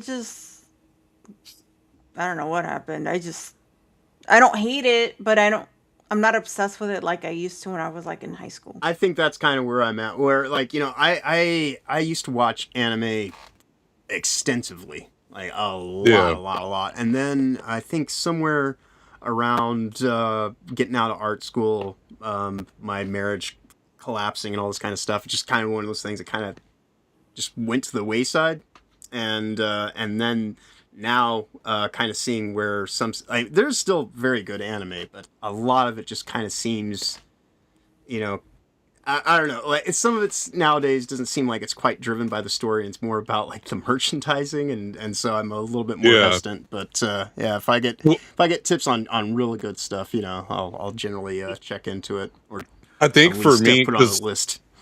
yeah, I watch all the weird, obscure stuff. So, like, I guess so. While everyone else is like, so once in a while, I do watch the mainstream stuff. But I guess my taste is general. Even when I play games too, I play all the weird, obscure games. Um, yeah. So, because I guess what did it for me was like back in the day when it wasn't readily available to like now with streaming or whatever, right? So I'm always like, if I'm at some video store or like pawn shop Hmm. or I used to go to Suncoast Records, and all you had was there's no one else to tell you about it. It's just Right. whatever you see on the box, or and that's the only information. So it's like I just buy it, and if it was interesting, Yep. I watch it or not, and that was it. And Yeah. so that's why my taste is like super vast and weird. So like I Yeah. watch a lot of degenerate stuff. So it's like The first anime that I purchased was on VHS. It was yeah. called F3, and it's F3 stood for frantic, frustrated females, right? So, And it's only like 90 minutes long, but it like cost like 30-40 bucks because this was like back in the yeah. 90s, and the premise of the anime was it was a house full of women, right? Um, and and of course, one of them's the mom, but she looks like the same age as everyone else. Right. And yeah, and Of so course. right. But the premise of the story is that evidently there's this sex ghost that Oh, possesses one of the girls, and effectively it's a futanari. I oh, was like what the fuck, because I was like, I think it's like maybe 16, 17 at the time, when I bought this, and it was not what I expected. I was expecting to see some animated titties, and I did, oh, but I was not expecting to see like an animated vag turn into a penis and then proceed to go around the house like nailing all the other women and having like these.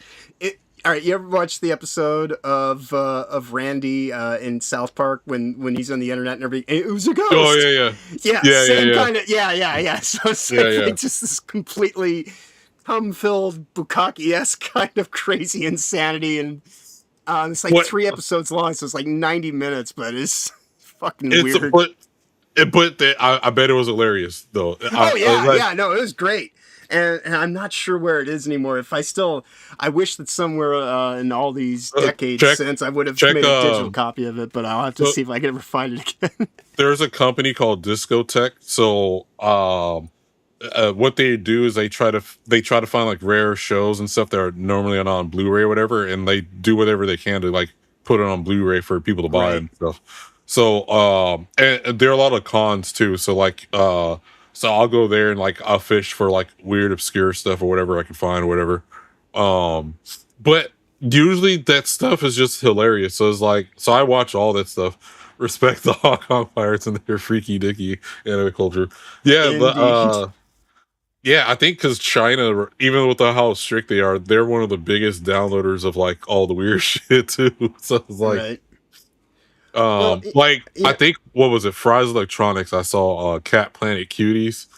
So So I have a question for you. You're big on anime. Have you ever seen Colorful? Because I've told people about this anime. No one knows it anything about sounds familiar. Hold on, I think it. I heard of it. Hold on, I've but I wa- don't know if I watched it. I've watched it when I was a teenager, and it's the weirdest, most pervy, most chaotic anime. It's not even one storyline. It's like little. What do you call those? Like mini stories or mini like. Yeah. Okay, And Like a It featurette came out or in 2010. Well, I think right. Hold on. I don't remember Okay, what. I found it. It's like a boy in like with a bunch of a field of flowers and stuff. Yes, the Okay, cover. Yeah, I I think seen the cover. I haven't watched it. So I heard of it. I just haven't watched it. I it's so think fucking weird. It's very strange, but it's entertaining. It's funny. okay. Well, because there are some animes that are have been banned because of the subject matter in there, mm-hmm. or thought it was too violent or whatever. Like there's an anime called Violence Jack, Mm-hmm. and it's an 80s anime based on all the American slasher films and all the slasher monsters and character guys Right, or right. whatever, right?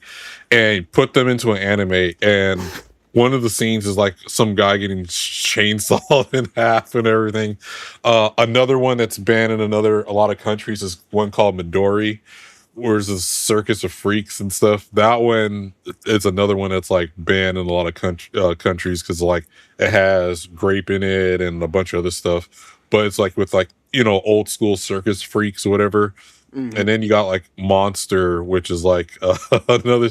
But like, there's a lot of weird stuff out there. But like I just kind of like I just pick up whatever and you just watch it. And that's so even now today I just kind of like this the cover or whatever looks interesting. I'll go check it out and then Mm-hmm. I'll find out from there.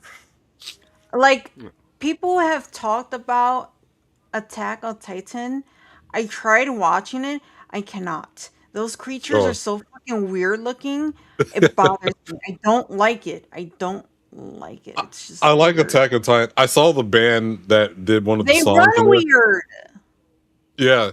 Well, Yeah. okay, so the Titans are based off of like how people are from drunk. So the author said he was like at a bar and he saw some drunk guys walking in, and that's how he got the idea for Attack on Titan. Okay. They That just that look weird. that makes a Yeah, lot of yeah. sense on the stylistic choice then.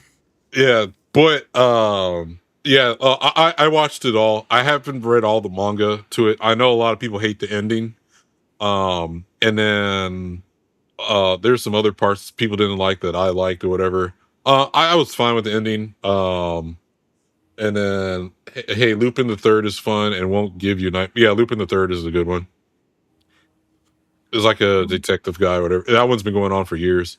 Now, QJ, just, in my defense, again, I had no idea what was on this thing. And she was a woman. She was just possessed by, the sex pest ghost.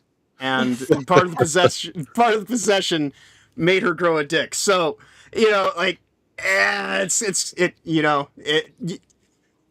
we're moving on. No, one of my favorites is not Futanari. It is kind of Alabama stuff though, territory. So Oh, it's okay. You know what that and I means.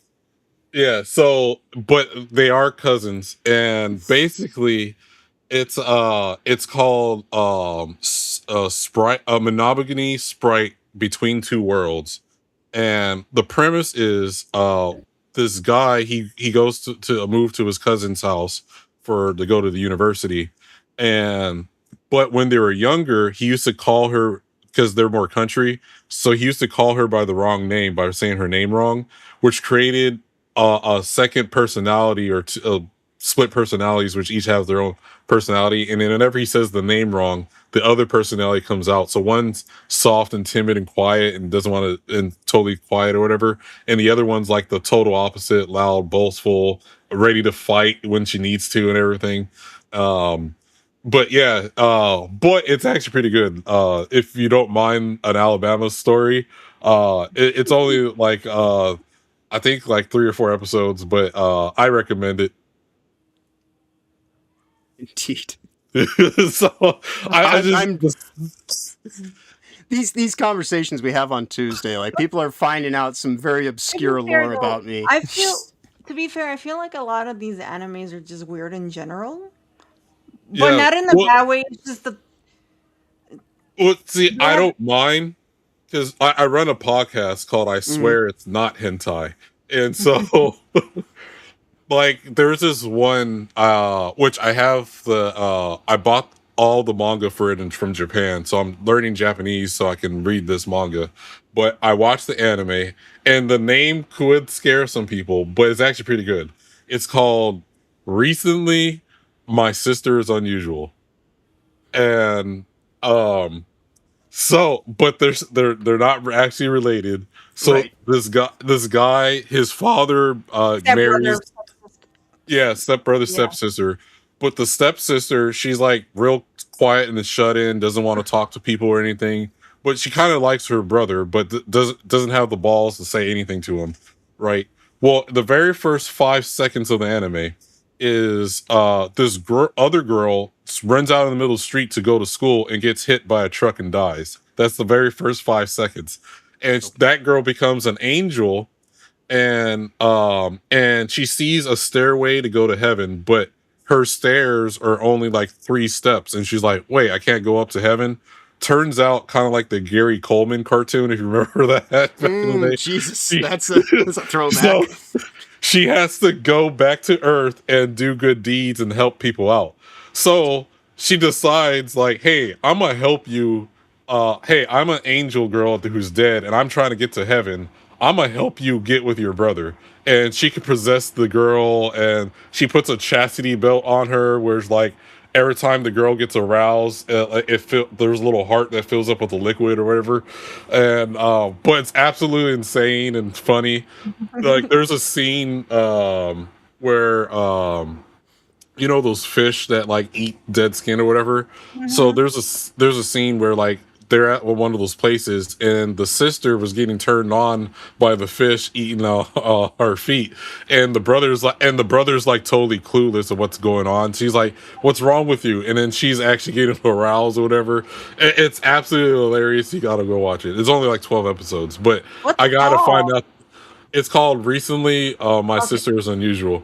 there we You go. probably can't find it anywhere because Crunchyroll got removed it or whatever. Um, so, but I got every episode. We could do a watch party sometime, but it's absolutely hilarious. All right. So, It sounds interesting. I'll watch yeah, it. Have you yeah. ever seen Plus Size Elf? Plus size elf. Oh man, that's hilarious. I love plus size elf. So, Yeah, there's so much tits, and they're always like accidentally like touching each other, and like somehow like they're randomly their shirts be breaking and stuff like that, and there's yeah. So, chat. If you're a chubby chaser, yeah, plus size So elf is for roadkill, you. pay attention. Yeah. and hemp. So the And premise is so it's a reverse isekai. So it's a an elf from a different world that comes into our world through a gate, and she discovers McDonald's and fast food, and because they don't have that in her world, so she's like gorging all this food, and basically she ends up becoming fat. And she tries to go back home, like, okay, I'm done being on this earth now, let me go back home. The portal won't let her back in unless she goes back in the same weight she came to our planet with. So she finds this exercise studio where our main character works at, and she's like, hey, you got to help me lose weight so I can get back home. And so he's doing whatever he can. She's not modest at all, so her clothes rips off. Then all other elves are coming into our planet to like and seeing all this Different fast food creatures. and There's different yeah, creatures in our like in the human world and stuff, and each one has a issue with the body part, like they want to lose weight. So like with the elf, it would be, I think, her belly, and I think Yeah. the There a was a dark elf too. dark Yeah. elf would be her ass, because whenever she gains weight, she gains a lot of in her ass. Like that's a bad thing. But anyways, and they're Yeah. just like they all come across like this one doctor guy, like Vega says that, and he helps them with different workouts and stuff that'll work out that part of the body they want to Oh, work out. like doing the lunges? You know what, John? I don't want to hear it. I don't want to fucking hear it. But Well, it's funny because it's like their clothes will fucking break off because they'll gain weight in a matter of 5 seconds if they eat yeah. fast food. And it's just, it's kind of funny, and it's just, It, it's very etchy. So it's not a hentai, but it's very etchy. So you will see boobs and stuff in there, and they don't block it off like other animes do. So, I think one I watched recently, well, what aired was, Please Put Them On Takumi-san. And, so the premise is, for this one, there's this chick in this class that our main character is like, likes, but like he's totally silent, doesn't say anything, whatever. And basically, she's super perfect at everything. Like she's like the top of the student in the class and everything. And basically, it turns out that the reason why she's perfect because she always redos things because she can reverse time by taking it off her underwear. And when she takes off a piece of her underwear, it disappears out of the universe, and then she's basically starting over with nothing on. Yeah, and so basically, our main character saw her in the gym room on accident and end up seeing her breasts, and so he's the only one that can remember for what things were as before she reverses time. So she finds out that he remembers everything.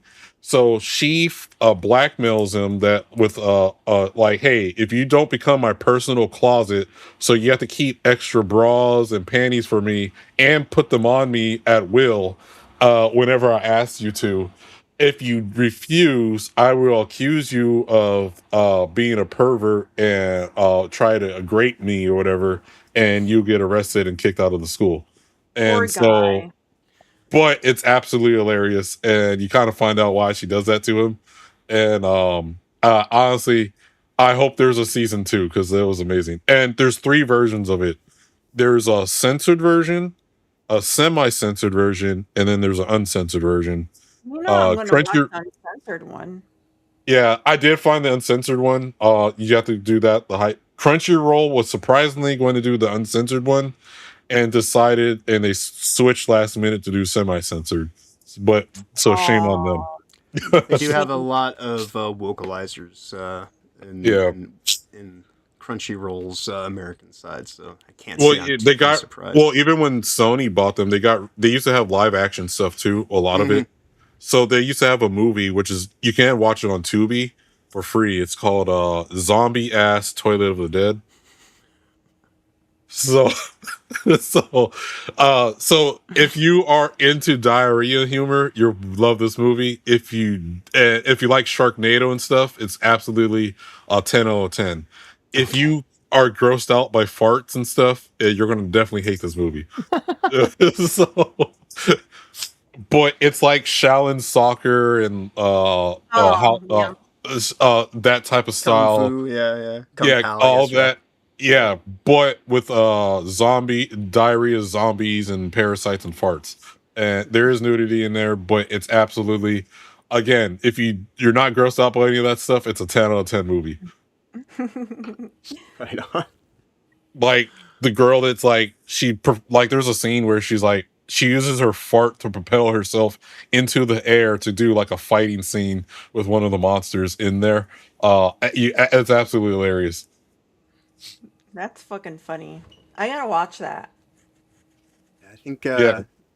yeah, I think the most recent thing that I've seen anime wise was what it's DxD, I believe. Yeah, High School Or- DxD, yeah.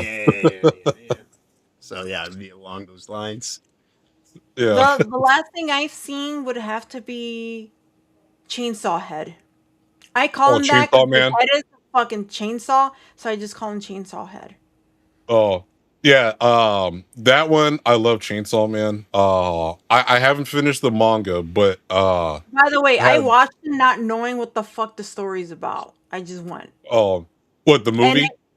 I Hmm. did the 5D Oh, one. So meaning like the air and the shaking of the chairs and oh, everything. It was crazy. yeah. I saw the movie in theaters. I saw it in theaters like 3 times. So, well, no, I saw it in theaters 2 times. So the first time was, hold on, no, never mind. I'm just gonna say, yeah, I did see it 3 times. So the first time was if you do have Crunchyroll, they did like a pre-release, so you Hmm. could watch it then. Then when it actually came out, I went to go watch it, and then I found out there was a 3D version. So I had to drive like 2 hours to another town that actually had a Hmm. 3D version, so I could watch it in 3D. Oh, okay, I remember. I watched it first, the pre-release, then I watched it in IMAX, then the last time watching in 3D. I love that movie. So It was crazy. I was like, what the fuck? My eyes yeah, was you just had to like watch. this the whole time. I'm like, what the fuck is going on? What's Yeah. going on? What's going on? I don't Yeah, The understand. I because don't you know didn't the watch the storyline. anime. I don't Yeah, know the storyline or anything. I just know that he fucking these people have like special certain abilities and they do weird shit and they fucking fight and I don't know. yeah. So basically, the premise is like there's these monsters in the world, and they're based on people's fears, and the things that people fear the most become the most powerful things, right? So so on earth right now, the most thing that's feared is people being like shootings and guns. So in their universe, there's a gun demon, and there's these different demons that so the gun demon's like the most feared one. There's a bomb demon because people who fear bombs, Mhm. and people who have a fear of being cut up by chainsaws. There's your chainsaw man and stuff like that. And so based upon that, there's also other monsters and stuff too. And but the goal is like our boy Denji has part of the chainsaw man in him, and he's trying to he's in his organization to where they're trying to stop the gun devil, who's pretty much the most powerful one. Interesting. I I did haven't like seen the that movie. Bomb Girl though. Yeah, Resi. Yeah, that one I love that whole thing. And then I watched the anime first, and then that's when I picked up started buying the manga because I was like, I can't wait. It was pretty good. I liked the movie. I didn't know what the fuck was going on, but I liked Right, the right. movie. Yeah. So basically, Denji, he's more like he's a. It starts off because he's a poor orphan kid. His father was killed because his father owed money to a mafia or whatever, or like yakuza or whatever. So his son got sold. He got sold to this mafia trying to pay off his father's debt. So like he sold one of his testicles. He's hunting down these like low end monsters to try to make money to pay off the debt or whatever. He ends up almost dying, but he had like this little demon dog, which was Pachita, and the dog died and sacrificed his life. That's how he became Chainsaw Man. But yeah, that's why you got to watch like the beginning of it to get the whole that. That I know. That little part I know with the little doggy and stuff, and then that I know. But everything else, like the other characters, and I don't know what the Yeah, fuck. But it was fun. There was yeah. a nerdy black guy sitting behind me. Oh, no. Right, right. He looked like he had fun. He was laughing and everything. Oh man, well, you saw it in English or Japanese? Japanese. Yeah, same here. I had to watch. So you Oh had to yeah, that's read? why. So I Yeah, had to read, not knowing what the fuck was going on either. but the So 3D aspect of it too was even the subtitles was in 3D, but going into the screen. oh It wow. was like my most favorite 3D experience ever.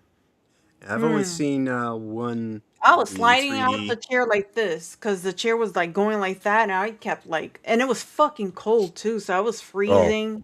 yeah. Well, it makes sense. It was raining in the movie, so I think Yeah. Was it No Way Home? The Spider-Man movie with all three of them. I saw Yeah. that one in 3D. That's and that Oh was just man, because. Yeah. I didn't watch it because I hate the new Spider-Man, whatever his name. I went to it because Really? You hate him? my nephew Yeah, liked to just go to these midday matinees, and was like, all right, sure, I'll go. Yeah, yeah. watch this movie. What's I think that was the the last dude's Marvel name? movie I watched too. What's the dude's name? Let's see, the newest one that Yeah, the newer is Spider. Who's the guy who's the new Tom Spider-Man? Holland? Tom Holland. Tom Yeah, Yeah, Holland? yeah. I refuse to watch his Spider-Man movies. I'm sorry. It's just uh Really? You're like the first person that I've ever heard that was just like, I yeah, hate him. yeah. It was because like to me it's not Spider-Man. It's Iron Lad. yeah, Because like so then I'm like. You know what? Fuck this shit. I'm bothering any of these his Spider-Man movies. And then like the more I find out, and then like the whole Mary J thing, there's like, oh, she's not Mary J, it's MJ and mm-hmm. stuff. I was like, yeah, I refuse to watch any of these movies. So honestly, the last Marvel movie I saw That's in kind That's was the good. Black Panther movie, the first one, which I hated as well. Mm. Uh, uh, and like that movie pissed me off. Honestly, that's how much I hated that movie. So I can't imagine you being mad. no, well, because like Black Panther is one of my favorite superheroes, and the way the MCU's done him just pisses me off every time. Like he's supposed to be more like Batman with like gadgets and stuff. Like Mm-hmm. have him giving him powers, the purple shade herb kind of ruins him. Because then I know I didn't think I think Chadwick Boseman was the wrong choice for him. I know most people are gonna probably hate me because of that too. I'm sorry. I know the guy passed away, but yeah, I thought it was the wrong choice for T'Challa. Um, honestly, and what pisses me more off is like the perfect person would have been Wesley Snipes because Wesley Snipes can actually do African martial arts. And then, well, I was like, oh, you got Robert Downey Jr. going to be Doom, even though he's already Iron Man. So you could have definitely done Wesley Snipes anyway as Black Panther, but that's a whole other can of worms. And then I hate Michael B. Jordan as the Killmonger because Right, right. like I don't I want to hate see him. that motherfucker. Now he pisses me off. All the other girls is like, oh, he's hot. I'm like, I don't even know how you find him hot because for me, he has a tiny ass fucking head, but also like I'm tired of seeing his fucking face. Yeah. He's like the black version of Ryan Gosling to me. He's just annoying looking. Like Well, see, I that don't was like the him. thing too. I always thought he was annoying, because okay, because back in the day when High School Musical came out, it was like every chick was after Corbin Blue or whatever, and that's all they would talk about was fucking Corbin Blue. I was like, I'm tired of hearing about Corbin Blue. Michael B. Jordan's like the modern version of that, where that's all they talk about is fucking. He's like the black guy every chick's into or whatever, and I just get Mm-hmm. tired of hearing about him. So, but my problem with his Killmonger, I do like Dragon Ball, but I don't want to see Vegeta's outfit in a Black Panther universe. That just throws everything off. Right, right. He's not even supposed to be a Wakandan. He's supposed to be like some other tribe, and they're like, oh, let's make him Wakandan we'll just make every black person Wakandan. And then I hate the Wakanda forever bullshit. Like I stopped wearing Black Panther t-shirts because I see another black person who's never picked up a comic book in their life. Wakanda forever, my brother. I was like, you know what? Fuck this shit. And then I stopped buying Black Panther comics when what was it? They started doing Wakanda in space, where they got like space Wakanda and shit. And I was like, that shit became some bullshit too. So like, yeah. So I'm like, I'm out. So I just been indie comics ever since. Mm-hmm. That's fucking hilarious. I feel the same way. I'm not a comic book person. I've said this plenty of time before. But I would get equally as mad as the people that are into comic books of of the black folks going to see Black Panther just because he's just black and not knowing nothing about the storyline or Yeah. anything like that. And they would literally dress up in African attire, Oh yeah. not even, and they've never And I bet you most of these people have never even even bothered with their like African roots or anything until this fucking movie came out. All of a sudden Yeah, they wanted to go to the movie theaters and at African attack. Are you people retarded? Like that's so yeah, embarrassing.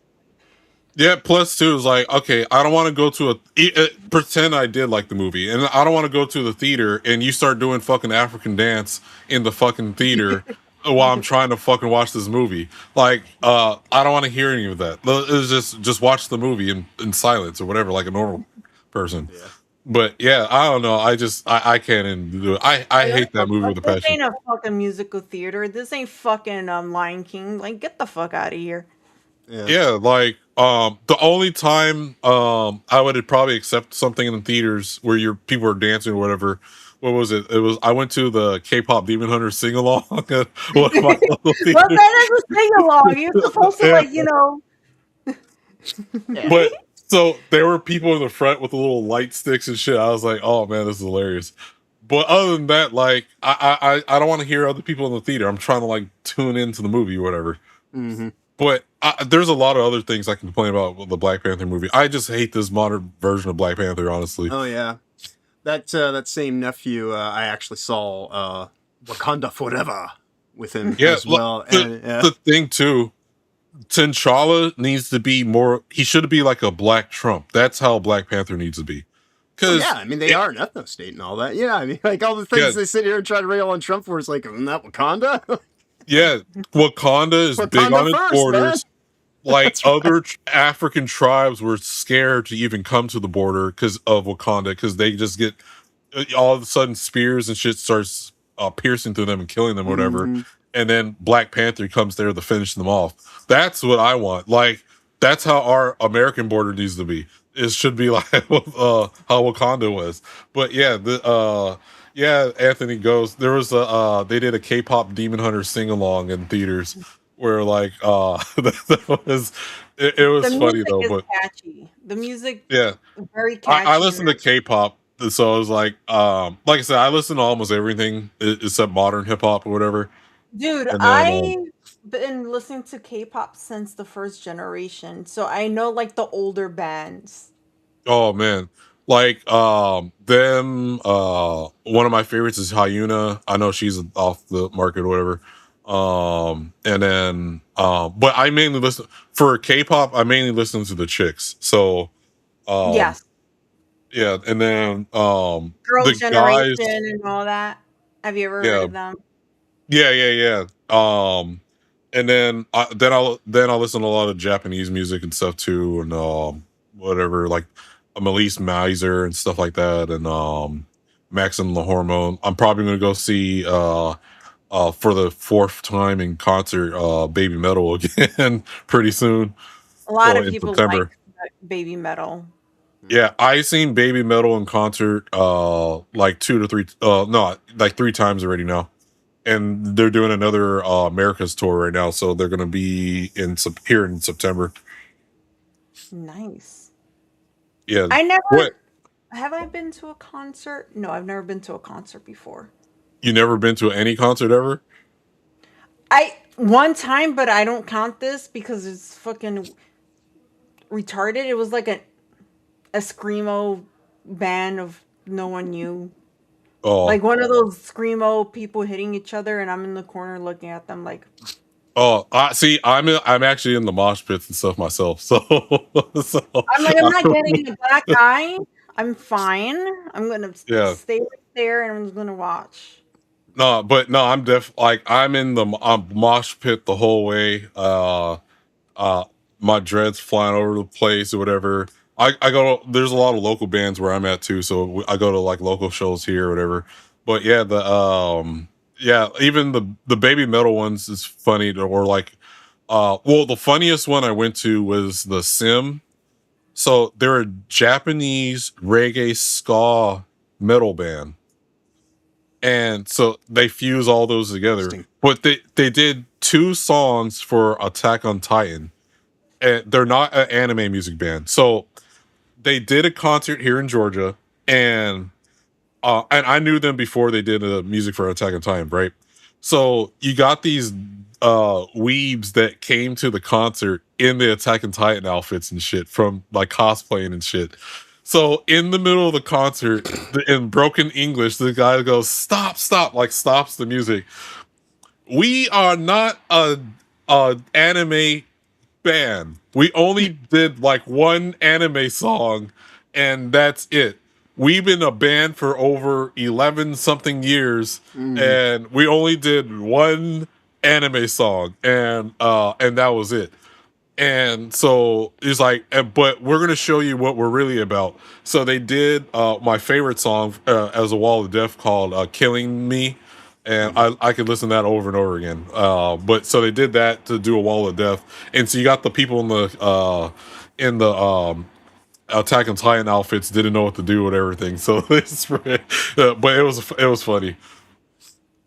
Right. Nice. Yeah, I think the first concert I went to, I don't know if it necessarily technically counts as a concert, but back in the early '80s, I was a young kid. I barely even remember it. My family went to the Grand Ole Opry, and Johnny Cash was there Oh, nice. in the pastel blue tuxedo. Yeah, it was around that time when he. So yeah, that was the first concert. It's the only time I've ever seen Johnny Cash, so I'll take it. Right. But yeah. Other than that, though, I've seen quite a few various bands, but I've seen Nine Inch Nails more than anything else, obviously. Nice. But yeah, I've gone to quite a few interesting things. Not me. But yeah, Toasty's sheltered. She's never been to a bar, and she's You never had been to a bar? No, Oh, so shoot. obviously she's never had a bar fight. Never been to a strip club, never been to a bar, never been to just a regular club, never been. Okay, so the strip clubs, the strip club I've been to, they were in Mexico, in Tijuana specifically, but they're not just regular strip clubs either. So. Right.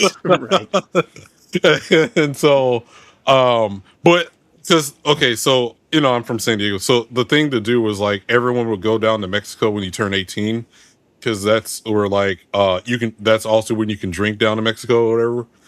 And so, boy, everyone would park at this fucking what was it, Jack in the Box, and always run back to their cars instead of paying for parking to try to make sure their car is still there. Oh man, that shit's hilarious. But yeah, I grew up going to Mexico all the time, so that was like my thing to do. I mean, it's different I now, never been but to Mexico. oh man, I even last time I guess I'm 3 actually years afraid now. to go Oh, I because go I don't all want the them time. to do anything to me because I'm white looking. Well, there are tourist parts. So if you go to Tijuana, there's mostly people trying to sell you stuff. Even when you're like coming back, like because I've taken people to like, hey, you need to go to the dentist, just go down to Mexico to get it done. It's cheaper down there or whatever, right? Or you need like some pills or whatever. So when you go down to Mexico to get whatever prescription someone needs, then I almost went to jail Mexico one time for some weed, and that's a whole nother story. But but that one, well, because like I said, I used to work down there in a multicultural center in Sonata. This one, I was dropping a film off for a guy that was doing a documentary on how corrupt the Mexican government was, or is, because they're still corrupt down there. So that guy didn't make it the next day. His daughter found him in his own house, like strapped to a chair, tortured to death. And then I knew another guy, actually, who was the male heir to Malcolm X. He got beat down there and thrown off a roof of a building in further down in Mexico. But he was going down there doing like some protesting stuff, which he shouldn't have done. Right. But I got all kind of crazy Mexico stories, but I still go because the rule is like if you go down there, just do the tourist stuff. Don't try to be like, oh, I'm Get gonna off the main go. path. Yeah, don't be exploring and stuff. Like unless you know what you're doing or whatever. Right. But other than that, like I mean, like I driven down there There was one spot I went to where I rented a hotel where I was like the only black guy around, and the whole town was staring at me, and I was wearing a jersey, and one person stopped me. He's like, "Excuse me, sir, are you a basketball player?" I said, "No, I'm not." And so, but like there was this town in like Tijuana. It was just nothing but Chinese and Mexican. So it was like they just spoke Spanish and Mandarin or whatever. So there's a lot, and that's the thing too. There's a lot of Chinese right at the border that people don't talk about.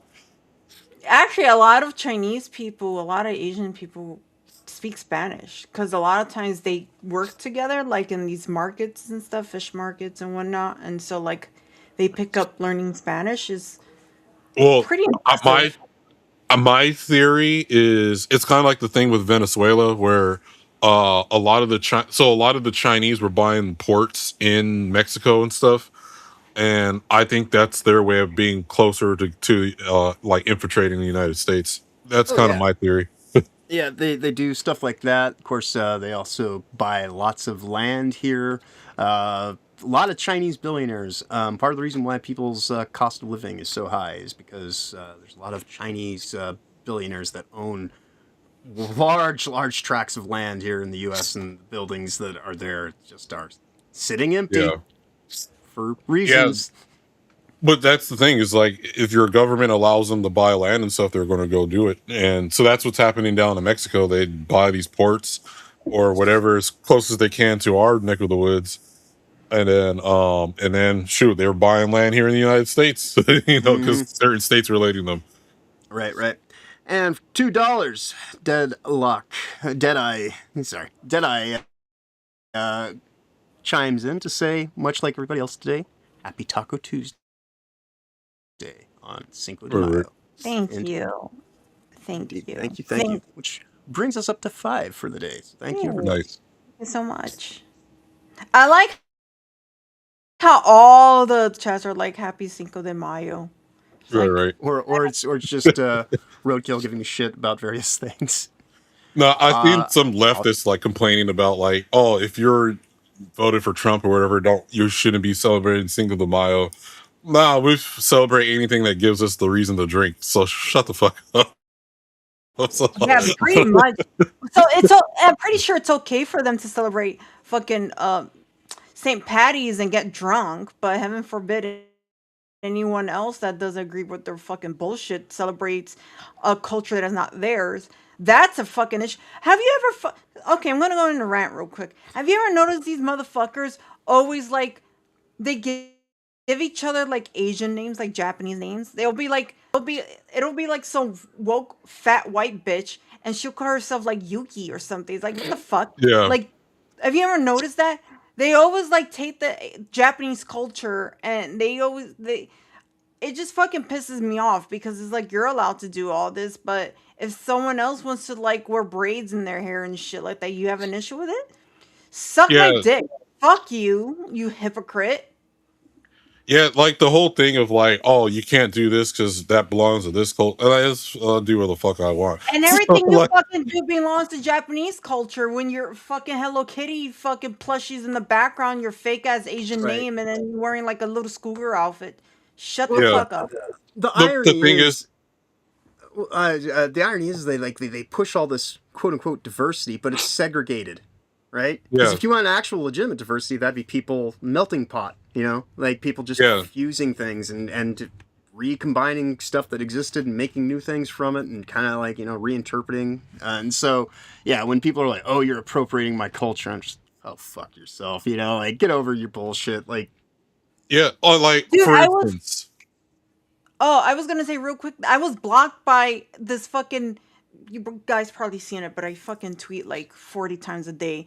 You probably seen it, but like I was blocked by this profile named Women's Restroom that are they're doing now, and all women's gaming tournament. But these were the same people that were angry about the all girls Valorant team, young Mhm. girls yeah, by the way, and they were mad at them and they were even like let's boycott this event and everything. I'm like, you're gonna boycott a fucking event that little young girls are playing. They're fucking gaming and stuff. But they decided to make their own all women's are welcome fucking Valorant team, or gaming team, and it's they name it Women's Restroom, and they blocked me. Yeah, the thing is, these guys are retarded, right? And they're I mean, supporting trannies. It's crazy. yeah, because like, one, you're born whatever you were born as. You can't, same way a dog can't turn into a fucking cat, and a cat can't turn into a fucking dog, right? As this, I, right. yes. So it's The like, story remains the same. As they say, you could change the cover, but the story inside is still the You story. can Yeah. decorate a Yeah. fucking piece of shit. It's still a piece of shit. That's right. But I think what so It's a I fucking think it's like it's a psyop tactic at the same time though. So what I think is the borderline thing is the underlining thing where they're trying to do is they wanted to normalize, especially with kids, right? To where so if a kid like well, we've seen elements of this even in the early, I'll say mid 2000s, right? Mhm. Where you seen that one, the what was this Australian lady was like, hey, you can't just change your baby's diaper, you have to ask your baby for permission before the change his nappy or whatever. Right. And it was this purple haired chick and this is before the transgender stuff was still kind of coming in, but this is like early on, and this is Yeah. the next evolution of that. And so 100%. yeah, so early on is like, okay, you got to ask your infant baby if when to change his diaper. Now you got to ask, oh, what gender you are. And so I think what they're trying to do is give kids the ability to have consent, right? And that's and as soon as you say, hey, a kid is allowed to change their gender, you're also saying that a kid can consent. Right. And That's a lot of and this stuff gets back to yeah, and weird that's why pedophilia, sex shit, and it's yeah, that's why there's people they're calling themselves maps and shit or whatever new term they came up with, or whatever. And I think that's what the borderline issue is hey, that is definitely one of the things in there. I 20 years ago, back when I was at art school, I wrote this game called Haven's Fall, and one of the things that the whole thing was really about was transhumanism, right? yeah, And so, a lot of this stuff that we see playing out, if Bill Gates wasn't invested into life extension technology, specifically him, you wouldn't see the levels of trans gender reassignment bullshit and all this kind of stuff, because ultimately, these bozo Bond villain billionaires that want to just live forever to avoid ultimate judgment and forgiveness are seemingly trying to find a way to have the technology to keep themselves, here in. well, see, that's where that beef jerky stuff comes into play, right? Yeah. So because you always hear, well, like I think that also started with that stem cell research stuff. It was like, oh, I'm That gonna is part of eat it. the Yep. placentas and all that or whatever. Well, you get the stem cells or whatever to live longer. There's that one guy on YouTube that's like taking his son's blood plasma. or- Yeah. that's Yeah. like kind of a motherfucker. Yeah, So- he fucked himself up too, because he used to take his son's plasma, and then he was using this experimental drug that he said was going to make him, age backwards. And Yeah. they've come to find out since then that he really fucked himself up. But yeah, no, there's a lot, because I used to work when I was living in Washington. I worked at a holistic naturopath's doctor's office, and so a lot of that stuff, a lot of what we see today are high tech reinterpretations of old world esoteric occultist insanity that is just being brought to full fruition now because it's just the way the world functions, So unfortunately. there's a theory going on about the files, right? That so the beef jerky may not be like actual, like, well, they were kids, but they're getting them, the meat that they're getting is from the all the Planned Parenthood facilities. when they Right. do abortions, because all these elites, they want to live forever, right? So Hmm.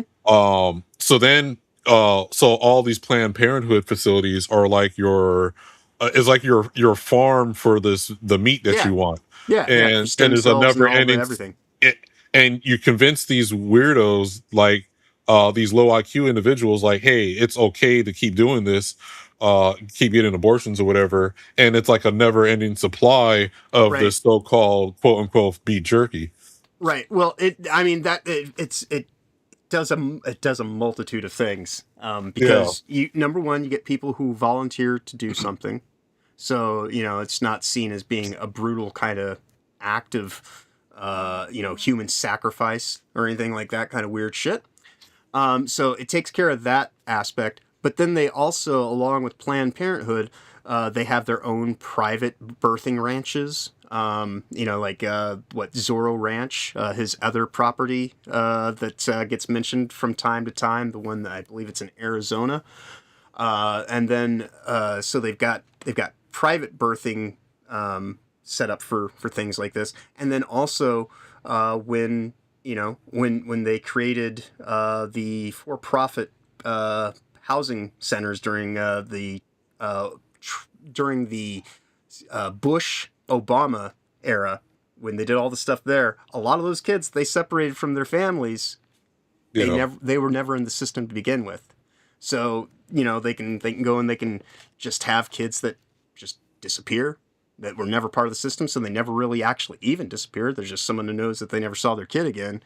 And then, of course, they go into third world countries and do a whole bunch of stuff through, orphanages and all kinds of weird, crazy shit. But yeah, the world. There are. The sad thing is Epstein That's was probably Epstein was just one of the most prolific guys doing that shit, but he wasn't Yeah. the only one. Right. That's I I was gonna say I think that the reason they want legal immigration so much is to like, you know, uh have them have more kids or Mhm. have them get pregnant and then have them tell them go to like Planned Right. Parenthood and figure with Sexploitation. Hey, more because more babies to like do weird shit with like well, not only that. So basically, the most people on the left are the ones who promote all these clinics, right? So and all these people, if you allow them to vote, right? Because the thing was is like, okay, if they have a kid here, their kids are now citizens, even though they mm, weren't or whatever, right? So that's like your endless supply of your voting pool right there. I think that's what I think what that really boils down to. Boy, it leads into all the same thing. Is like, okay, we can keep having these facilities open because our voting base wants it, and so on and so forth. But it's like they're just trying to rig it in their favor oh yeah, constantly. yeah, and that's what I'm saying is like I think that a lot of these old world human sacrifice practices have just been packaged in a modern sheen of service work and trying to do things to help people and keep their lives more manageable, what the hell ever. But ultimately, at the end of the day, it's still human sacrifice because the people that are beyond our governments, beyond whatever political affiliation you are, the people who actually run the shit, the only thing Yeah, they believe in is themselves and trying to find a way to, be here forever without all of us getting in the way of their precious resources. Because now that we live in the day and age of robot butlers, they're, they consider us cattle, like we're just useless eaters that are getting in the way. And much like the law of supply and demand, if you can find a way to artificially reduce your demand, then you've effectively increased your supply. And so they want to decimate the population of the planet so they can effectively make the resources tenfold.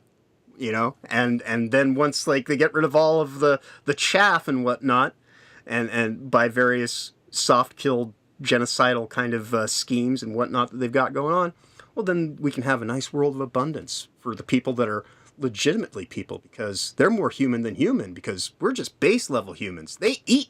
other humans. So, Yeah. clearly we're just, a subservient class to them. But and it's really weird when you start kind of like getting into the weird kind of esoteric groups that these people find themselves situated in all across the world, and it doesn't take that many, but the thing is hedonism and corruption through power has been part of just the human condition. We are a very Yeah. brutal species.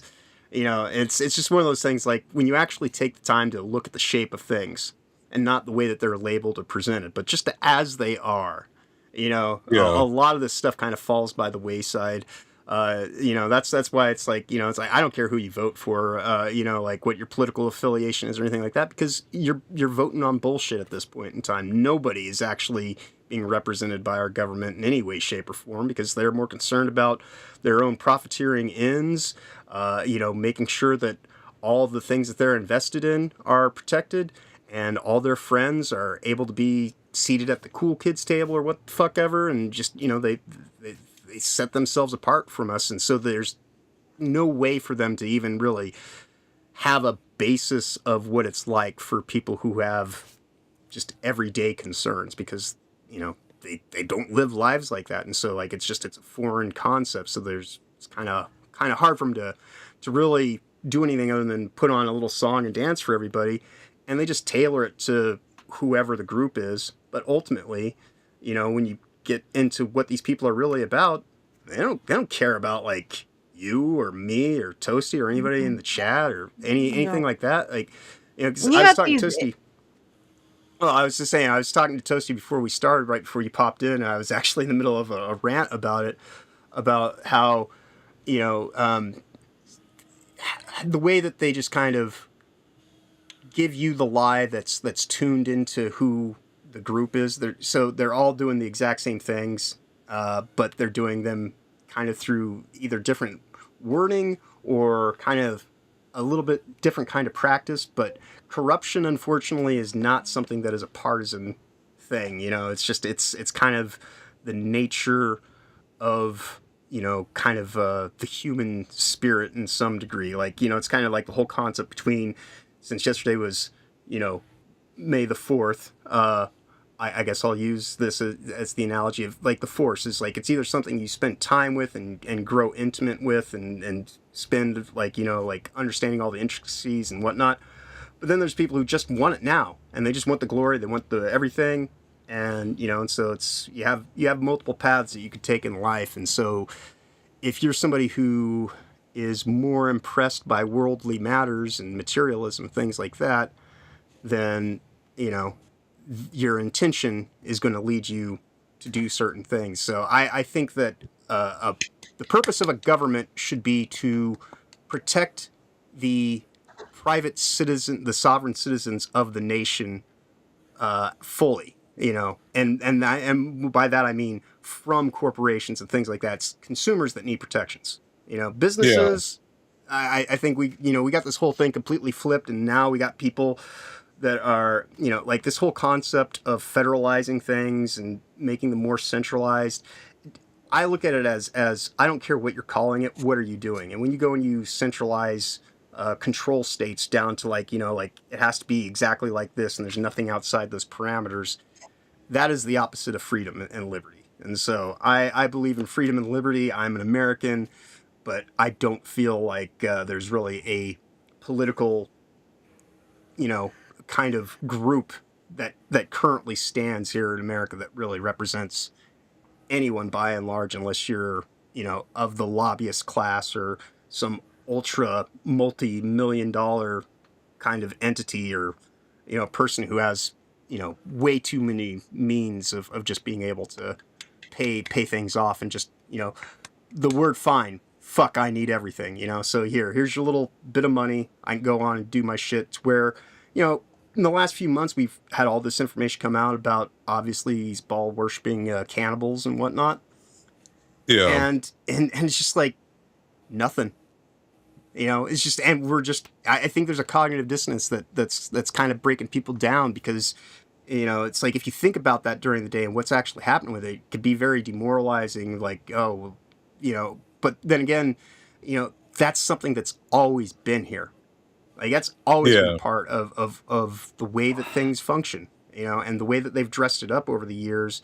We're still the exact same cavemen that we were all the way back when. It's just now instead of sitting in front of a campfire, we got these nice flat panel screens in front of us, and we're still doing the exact same thing. So, we haven't really changed so much, just our technology has. And unfortunately, a lot of it gets used to various ends. I don't know. I just try to focus on, trying to make sure that the people in my life that matter, I take care of them the best I can. Try to be just, honest with myself and accountable about shit. But, for the most part, I don't really care about which political party is currently in power because, other than a few superficial kind of details, a lot of the broad strokes are going to probably end up being the same, unfortunately. And, I'm not telling everybody, because I'm sure like there's a lot of people out there, oh, John's so black-pilled. No pills. I'm a homeopathic naturalist, like I don't fuck with pharma bullshit. But ultimately, it's not so much that I'm black-pilled or expecting anybody to agree with me. It's just the way that I see the world. But I can at least kind of go and say, all right, well, I'm not going to sit here and tell everybody, oh, your politics, I mean, I can have a conversation about it, but it's not like I'm going to judge anybody on that kind of shit. Because I know that this whole thing has been corroded and corrupted, over centuries at this point in time, So the world that we see at the surface and what lies beneath, I kind of think, it's like, it's very interesting because you're trying to actually deal with the state of things as they are, but then also at the same time, the ludicrous nature of things. Sometimes you just have to just accept that, it's like the actual state of reality doesn't really have much to do with anything outside of your own experience. Yeah. If you're actually thinking about it in kind of like a faith-based kind of, initiate on how you proceed. And so it's like the world will be the world. It's this is kind of the dominion of the devil, so to speak, is the world in all of its worldly ways. And so if you're somebody who is of faith, it's kind of on you to be brave and face that adversity to the best of your ability without, allowing yourself to be corrupted by it. But, it's a difficult road for anybody, and we all have our own paths to take to ultimately getting back to, that center, that perfect circle, or Shangri-La, or heaven, or whatever you want to call it. But yeah, I don't know. It is some weird stuff though. Yep. Well, anything goes. Gifted 2 memberships, so thank you so much. One to Indeed. Rodeo, one to Vegas. Yeah, and I think I got one too. Thank you. Yes. Thank you so much. Nice. And then he did ask about some what more anime with big tits girls in there. So I gave him 2 suggestions. Indeed. First one was Girls Bravo. It's a parallel planet from Earth where basically they barely produce men. So the whole planet is desperate to reproduce with any guy. So he gets transported there, and he's on our Earth. He's basically like a lonely guy or whatever. And on there, every chick is after him. And Yeah, that because one's they hilarious. wanna. Yeah, Yeah, I was gonna say they're all gonna be after him because he'll be the only yeah. guy there, and they're horny. Yeah. So that's that one where every girl's trying to breed with him. And then the other one I gave him the suggestion was Heaven's Lost Property, which is it's Heaven's Lost Property is so funny. I could watch it. I'm already smiling about it. It's basically our main character, because normally you watch animes, the main character is like he's not trying to be pervy and he does everything on accident. No, this guy, he knows he's a pervert and he fully embraces it. And he gets a android angel that comes down and is able to grant his wishes and whatever he wants. So he does that. All kind of hijinks and stuff happens, and also again, he's also proud of being a pervert. So that one's absolutely hilarious. I could, and you can watch that one English or Japanese. It's absolutely hilarious. You gotta give me the list of these animes before I forget them. Yeah, I but prefer yeah, like well, the funny, pervy ones. yeah. Those ones I watch them because all the degenerate ones are like they're hilarious, and I know there's like prude people out there, but they're like, come on, it's just jokes. So and I mean, you get your waifus and stuff like that or whatever, but I watch like a whole variety of stuff. So Indeed. Well, Toasty, Oh, I know we tend to not do this as much on Tuesday, but I think Vagabond. I don't think. Is there anybody in your life who's going to get? Well, oh shit, we're at the exploitation ghetto. hmm. Ah, I was going to show you the What, a wheel wheel room. spin? John is go obsessed with the wheel spins. Oh, He we got two, needs to got see two wheel tits. spins. If he doesn't Hey, see any tits, he'll go right. insane. He's got well, to see some tits I've been and ass. playing some risky clips on YouTube. Well, see, since I'm not monetized yet, so that's probably I don't have like all the eyes on me yet. So there's a video that I saw from It's a Gundam of this girl on Twitch where she was peeling a banana with her feet. And so I was like, oh man, that was a little easy. And then there's another one of the same girl where she's like kicking the screen and like holding you on a chain or whatever. That was funny as well too. I yeah. gotta get a list of these animes, but I'm getting sleepy and we're about to wrap it up right here. Yeah, All no, this right. has Because been a I'm it's been a great tired. night though. We're definitely gonna have to get It back was in here. fun. Yeah. Yeah, I enjoyed it. We gotta do it again for sure. And I gotta be on definitely. your stream because I know you've asked me. Yeah. But because you're doing it on the Wednesday now, right? I'm planning to do a Wednesday one soon. Where that one's more just me instead of like a larger panel. So if you come on that one, it'd just be more like a one-on-one or whatever. And then if you do a Sunday show, that one's more like because I have sometimes it'd be almost 12 guests or 10 people on at the same time. So it's like, but that one we never stay on topic and go like a million, go all over the place, and I then totally which get is it. fun. So I it is totally. fun though. I'll That's show how you my the Sunday I'll show you the streams rest of are. the studio after we close Yeah. out. We'll do that. Definitely. He's got to Yeah. do the wheel spin. He'll just have a heart attack if he doesn't. Right. He has to see some tits. Well, no, I just want to show off the room. I mean, I did get Mm, it working again, so it's what you keep me around that's for. true. He did. He did. But yeah, we're gonna wrap it up here. And yeah, thanks for joining us. Oh, Appreciate it. thank you for It was having me fun. on. Indeed, Yeah, indeed. absolutely. Anytime. And you want to show yourself before we go? Yeah, so I stream every platform. And the name is the Runaway Vagabond, so you can search Rumble, Odyssey, Twitch, YouTube, and Twitter.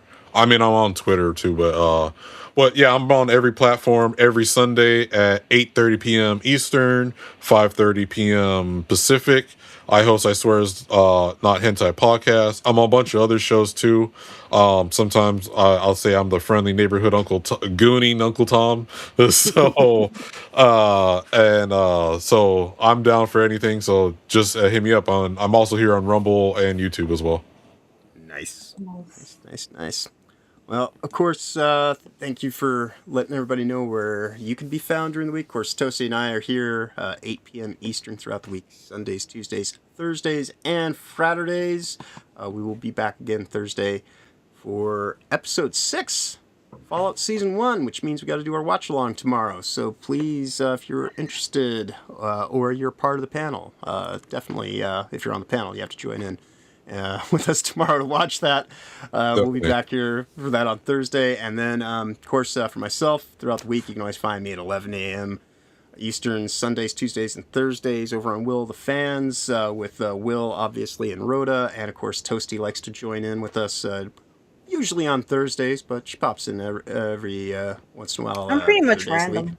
Yeah, you just have to be ready. Toasty could show up at any moment whenever we're over I'm on like Will's. herpes. That's right.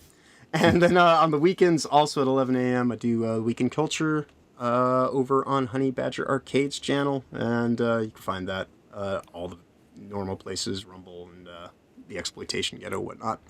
But I do want to thank everybody for hanging out with us for the last 2.5 hours. Thank you so much to everybody in the chat for the likes, shares, follows, just hanging out, lurking. The donations, most definitely. Just spending time here. Any way that you can show us some level of, I guess, interest, we greatly appreciate. And one of the best ways you can do that is to follow Toasty on X and engage with her posts there because, that is one of our revenue streams that we have to rely on these days because the Exploitation Ghetto sucks.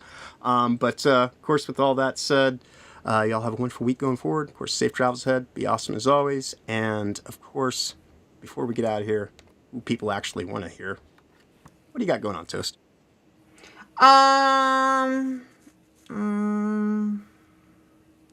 The usual schedule being here, 8 p.m. Eastern. Yeah. But, I'm also on a panel on Saturdays with Iron Oxide and the rest of the crew. 7:30 p.m. Eastern, so that's always fun. And then Sunday coming up, I'm going to be on Chrissy Mayers again, Simcast. That's always fun because it's completely random and I never know who I'm going to deal with, who I'm going to talk with, and who I'm going to meet, so that's always fun. And follow me on Blaze. I'm on Blaze now, so please support me there as well. Listen, guys, I'm trying. So that's it. But yeah, I'm gonna do the outro and then we're gonna raid someone. So with that said, bye guys. Good night. Bye. Safe travels.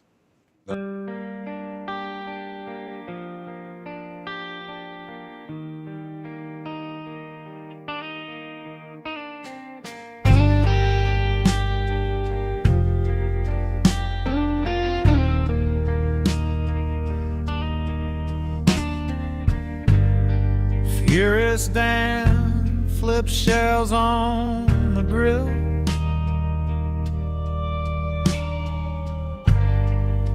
Roadkill wipes the counter still. Truck parked under the cold moonlight. Dreams of fire, but they can't ignite. Tacos and heartbreaks, that's all we got. Two lost souls in a parking lot. Alyssa cried and the night stood still. Kicked from the concert against her will.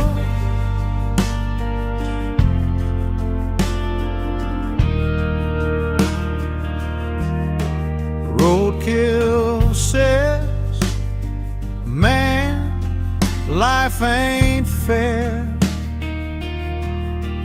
Dan just shrugs, smoke fills the air. They used to sing,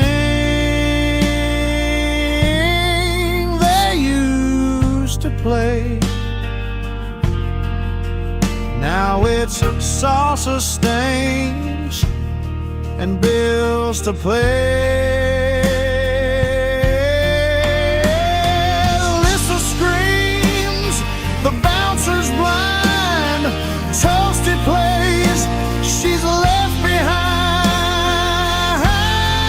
Tacos and heartbreaks, that's all we got. Two lost souls in a parking lot.